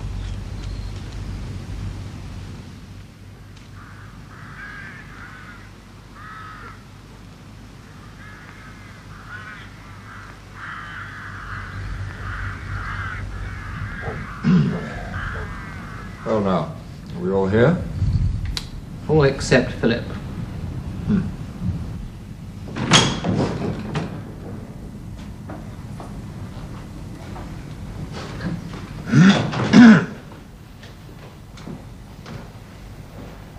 The last will and testament of Mark Castallack. To my daughter Mariana, Marchioness of Lochlisle, to her son Esmond, Earl of Roane, to Deborah and Jonas, the children of my deceased son Hugh, and to my daughter-in-law, Rebecca Castallack, for as long as she shall remain a widow, bequests as hereinafter designated. The following legacies to the sons of Rose Parish. To William Parish, in token of his help in the administration of the estate of Penmarric, to Adrian Parish, to assist him in the pursuit of his vocation, the said Adrian Parish being also appointed sole executor of my literary estate. And to my housekeeper, Alice Penmar, with my grateful thanks for her devoted years of service, the following bequests. The sum of £2,000.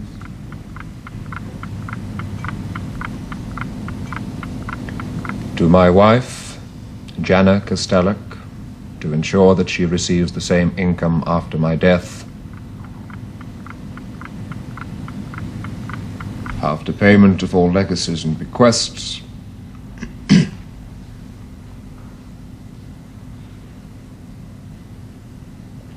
after payment of all taxes, all that part and parcel of land known as Penmarric in the parish of St. Just in Penmarric, in the Duchy of Cornwall, the house, all my personal chattels in the house, and the mine known as Senengarth, including all rents, profits, I hereby devise and bequeath to my son, Philip Castallack,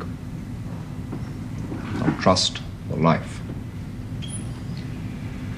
And on his death, to his son, if he should have no heir, the estate shall pass to Jonas Castallack or to Janeve Castallack, as Philip Castallack shall appoint by will.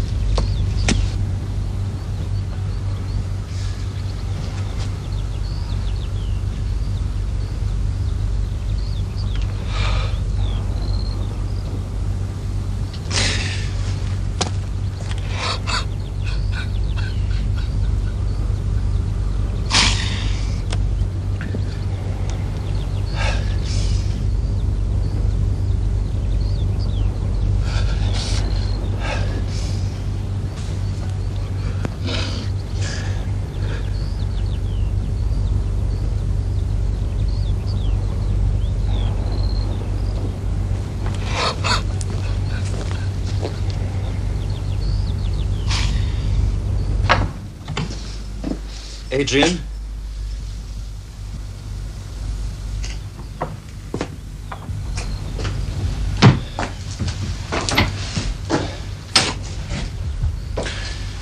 I didn't contribute a thing. Not a thing to the funeral. Not a wreath. Not a bouquet. Not a single flower. You're feeling bad because he made you his heir.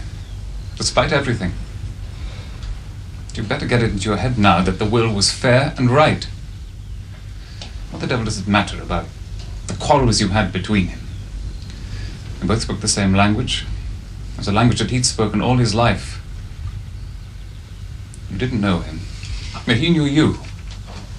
And that's how it was. That's the truth. You never really knew him, did you?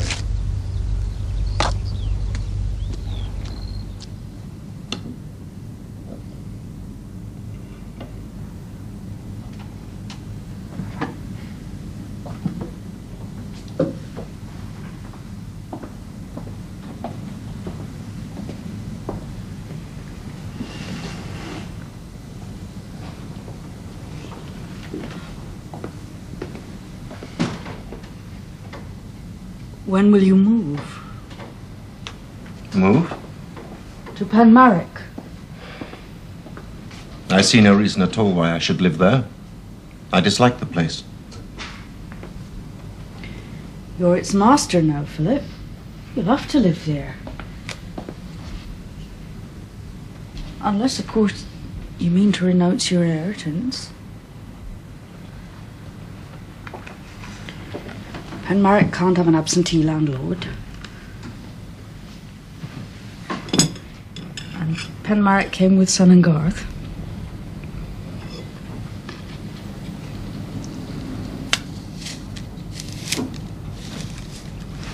Mama, I...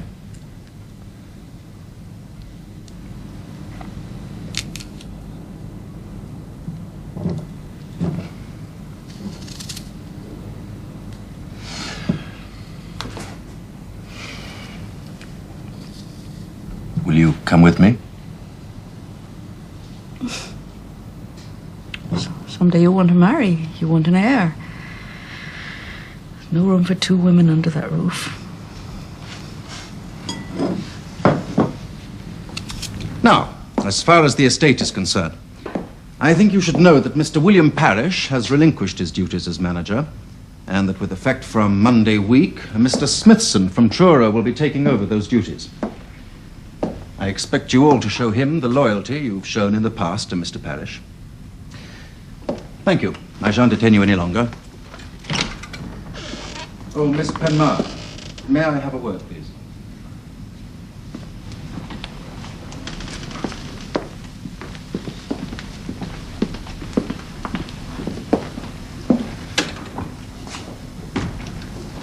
Please. So you've sacked William? Yes, he's affable but incompetent. Your father didn't appear to think so, judging by his bequest. I realize you know a great deal more of what my father thought of everything than I ever did. But then, having lived cheek by jowl with him for the past 10 years, you're bound to. Why did you wish to see me, Philip? As part of the economies I was mentioning earlier, I plan to dispense with a paid housekeeper and ask Janna to run the place for me instead. That's most convenient, because I'd already intended to hand in my notice. Oh, really? You looking for a position somewhere else? No, I'm to marry Sir Justin Cornwall. I see. I hope you'll be very happy. I must congratulate Sir Justin when I next see him. Thank you. Since Justin and I do not share your less than appreciative attitude towards William's work, and since you've made public that you're letting him go, you can have no objection if we employ him to run the Cornforth estate. Did my father know that you and Sir Justin intended to marry? Oh, yes. He was most anxious that I shouldn't miss such a splendid opportunity. In fact, he often used to worry that I might spoil my chances of becoming Lady Cornforth by staying on here with him. But I weighed the situation up, and I decided that Justin could perfectly well wait until the time came for me to leave here. And he did. Wasn't that fortunate? But then I am rather good at weighing up situations. Yes, I'm sure you are, Alice. I was in love with you once, Philip. But I realized I was wasting my time. So I chalked it up to experience, and I grew up. It was a great privilege to run Penmarric for your father. He had a fine mind, and I relished his company. There were times, especially during the war and everyone was away, when he used to worry about local gossip. But I always told him not to. As long as they could prove nothing, they could do nothing. Nobody ever proved anything, Philip. And nobody ever will. You see, I knew I had the situation weighed up correctly.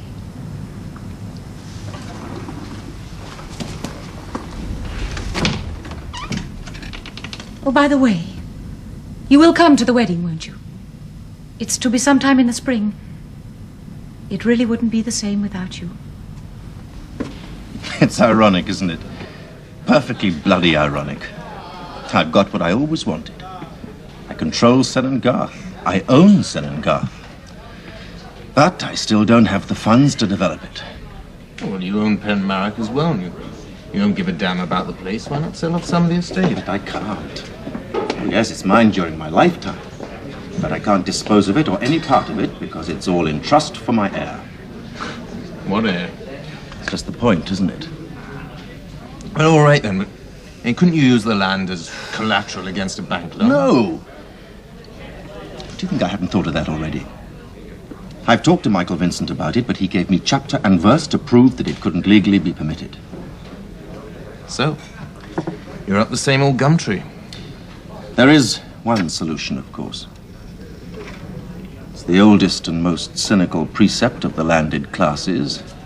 But if you haven't got the money, and you can't raise the money, then you marry the money. So goes the lucky lady.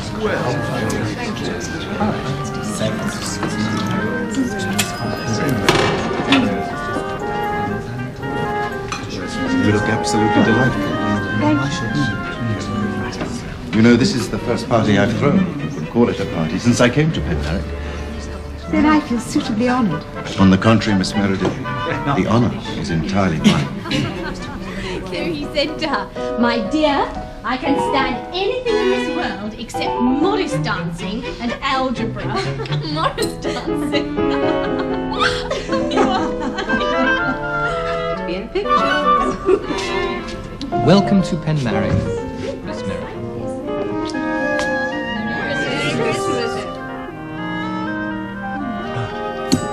Philip and I were discussing the possibility of bringing in a herd of white deer. Well, they're decorative, useful, and they keep the grass short. Jonas can be a We do, yes. Rarely a night goes past that I happen to get out of bed and see him. He really is quite a child. If I had £1,000 I was prepared to lose, I'd invested in motion pictures yet. They're here to stay. Can't be serious. I hope to die. It's a growing market, and I always believe in getting in on the ground floor of an expanding business. Absolute beauty. She stands at 17 hands and jumps like a dream. Quite the most thrusting mare Daddy's ever bought. This is one of Daddy's. I've had an invitation to stay with friends in Buenos Aires in the spring. I'm rather tempted to accept, You enjoy sea travel? whenever I get the chance. I'm hoping to have the chance myself quite soon, if Philip will give me leave of absence. Well, Mariana's taking Esmond to stay with friends in Monte Carlo, and she'd like me to join them there for a while. Everyone I know is going to be in France by spring. Even Gerald's been sent out to, where is it? Antibes. Antibes. And Antibes only an hour's drive from Monte Carlo. Really? I wonder why. Poor old German, do tease her remorse.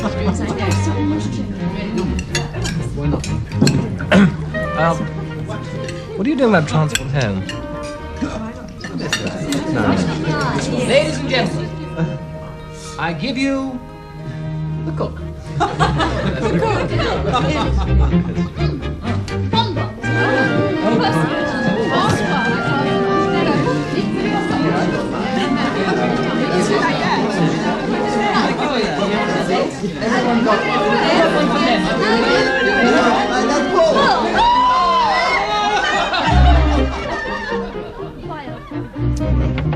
Thank you so much for coming along.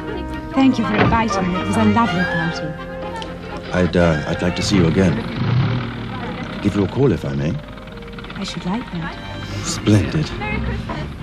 Well then, happy Christmas. Happy Christmas, Philip.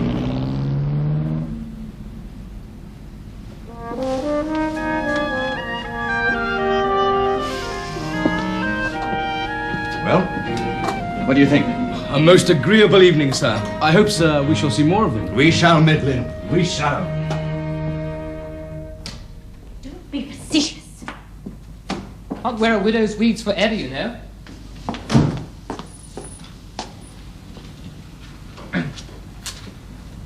Wouldn't say no to a cup of coffee.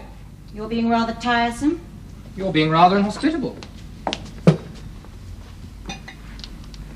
I thought it was coffee you wanted. You had a nose for good brandy. You mind? Love your dress. I'm tired. Finish your brandy and go. Girls, women don't wear dresses like that. Unless they want to create some kind of impression. I wore it because it's fashionable. Are bosoms fashionable at the moment? Must you be so vulgar? Are bosoms vulgar? Why can't you get it into your head that you sicken me? You're smug and repulsive and... Just get out and leave me alone. Well, that's the last thing on earth you want, and you know it.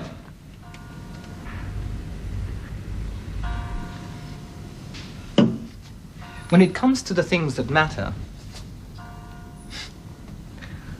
I'm as good as any Castallack you've ever known. Get out. Just get out. Rebecca!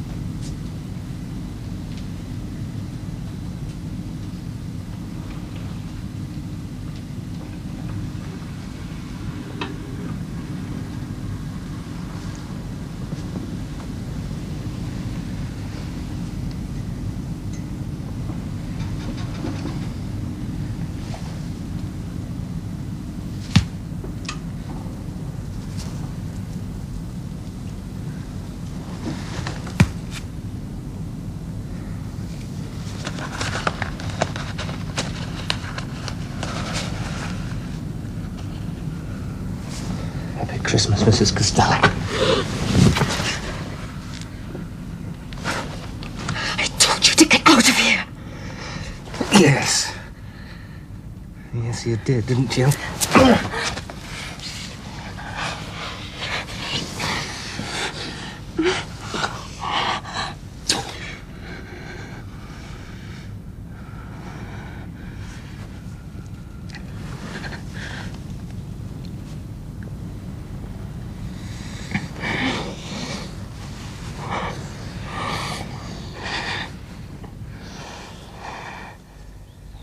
Years ago, before the war, when I was quite young, my parents took Gerald and me to Greece for a holiday. We left Piraeus in a funny little steamer and made for the Dodecanese. On the way, there was a sudden squall. Heavy rain, thunder, and the seas were really high. Anyway, the squall passed, and I went up on deck and saw that we were approaching an island. I found out later it was Simi. And I couldn't believe it. Just harsh crags, slabs of volcanic rock, with absolutely no life, no colour. I was so disappointed I cried. Where was the beauty here? And then, from nowhere it seemed, there was this long, long natural harbour, when we were approaching the most perfect, the most beautiful little port I've ever seen.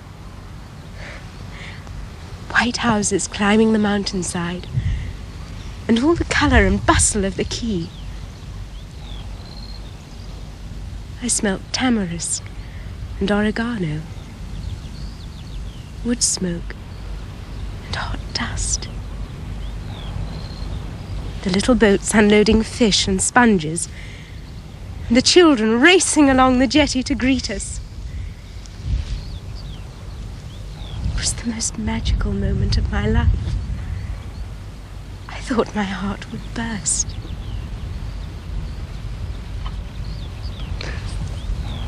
I think we should get married.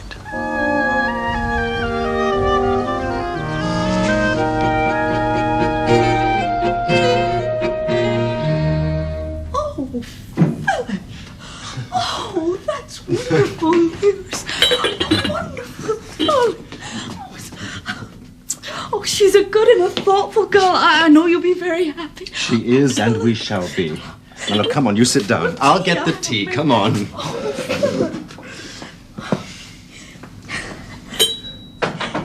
Have you told Chinese about this? Oh, that young man was staggered, to put it mildly.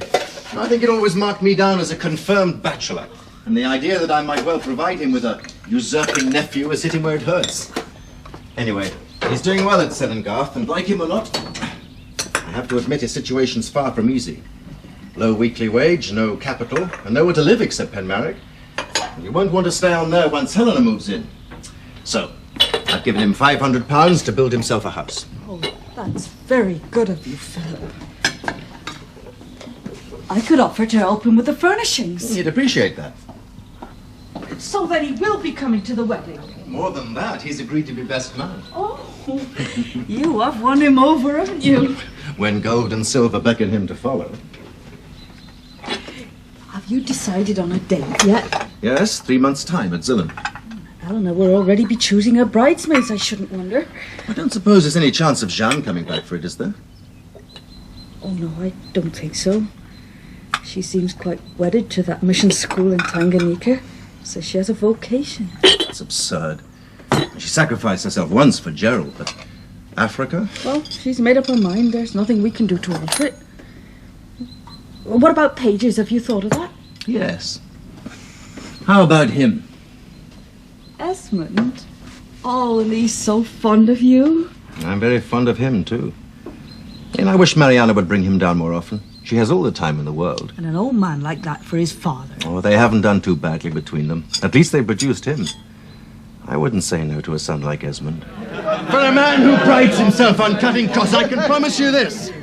Tonight's the first and last time you'll hear me say, the drinks are on Castallack.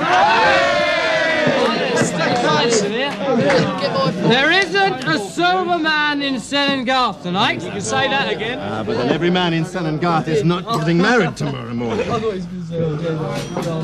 I'm roaring drunk and I'll have to go soon. It isn't even midnight. There you are. Wait.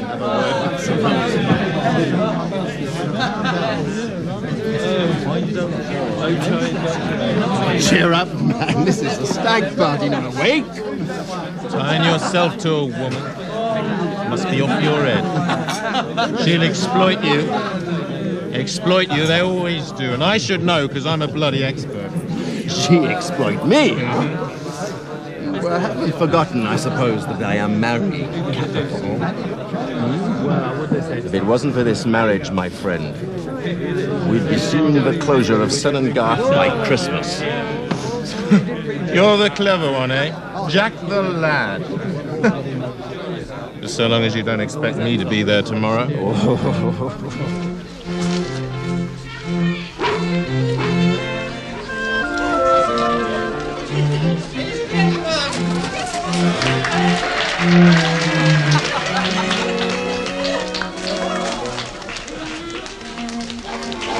I hope you'll both be very happy. Thank you.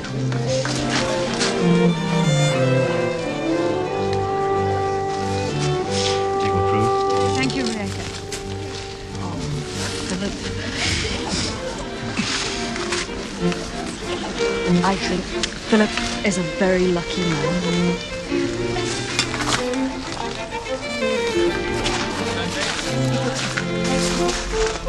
Bless you, William.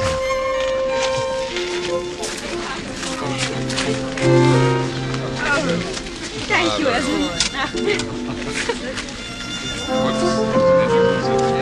Here goes.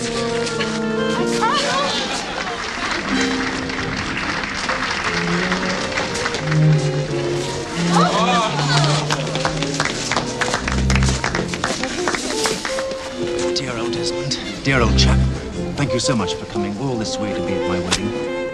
Thank you very much, Uncle Philip, and please thank Aunt Helena for letting me be a page and giving me the gold pen. You'll come and stay with us, won't you? Don't you go back to Scotland and forget all about us. I'll never forget you, Uncle Philip. Helen's darling. Bye, Philip.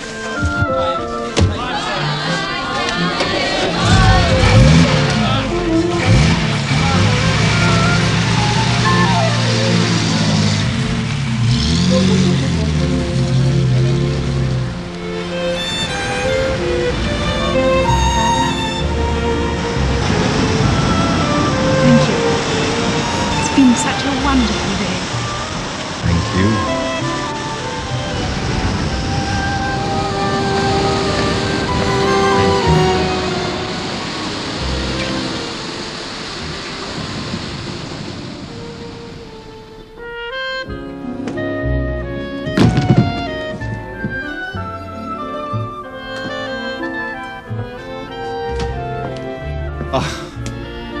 You look absolutely gorgeous. Do you really like it? It was a special gift from Teresa Fortune. She bought it in Rome for me. Now I'm your wife. I can show it to you properly. Your husband, Philip! Don't touch me! Why? I'm your husband, aren't I? Don't touch me! I'm your husband, aren't I? Philip, darling, what's the matter? Philip, what's happened?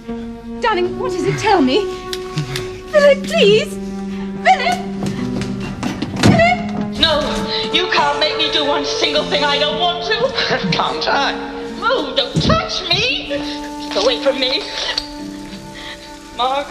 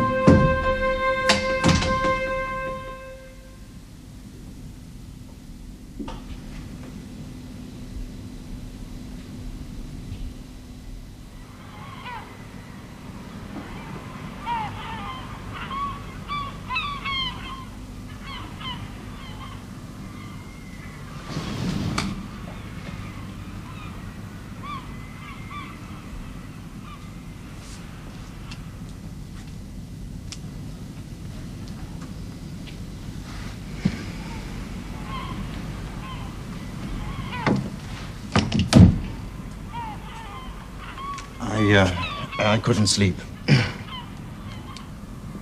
Going for a walk.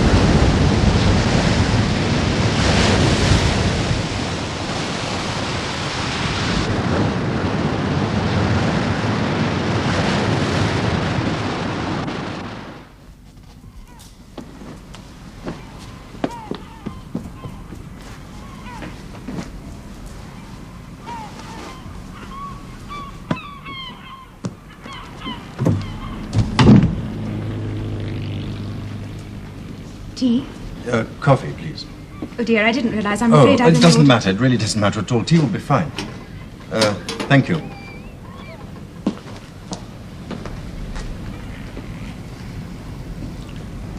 I am sorry. Helena, I'm the one to be sorry. About last night, I mean. It's all right. No, but really, I drank far too much with the boys in the pub the night before, and then... Oh, thank you. And then with all the champagne at the reception. It was idiotic of me. Please don't worry, it doesn't matter. But it does. It does matter. I let you down, stupidly, and I just cannot understand. Philip, please. What does one night matter? There'll be plenty of others. Now stop worrying about it. I hate to see you so upset.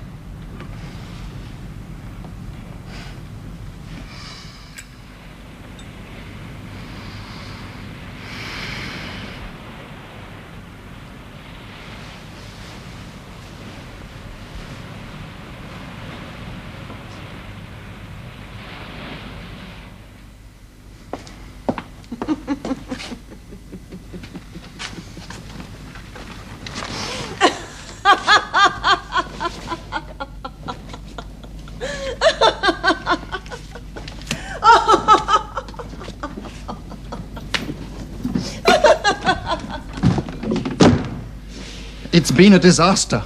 And it's been a disaster entirely because of me. Now the way to put it right is... I want to get out of here. I want to go back to Penmarric. When? As soon as possible. Tomorrow. Tomorrow? They aren't expecting us till the end of next week. We can't go back tomorrow. They'll know something's wrong. Oh, please. We can go anywhere you like, but not back to Penmarric till they expect us. If you love me...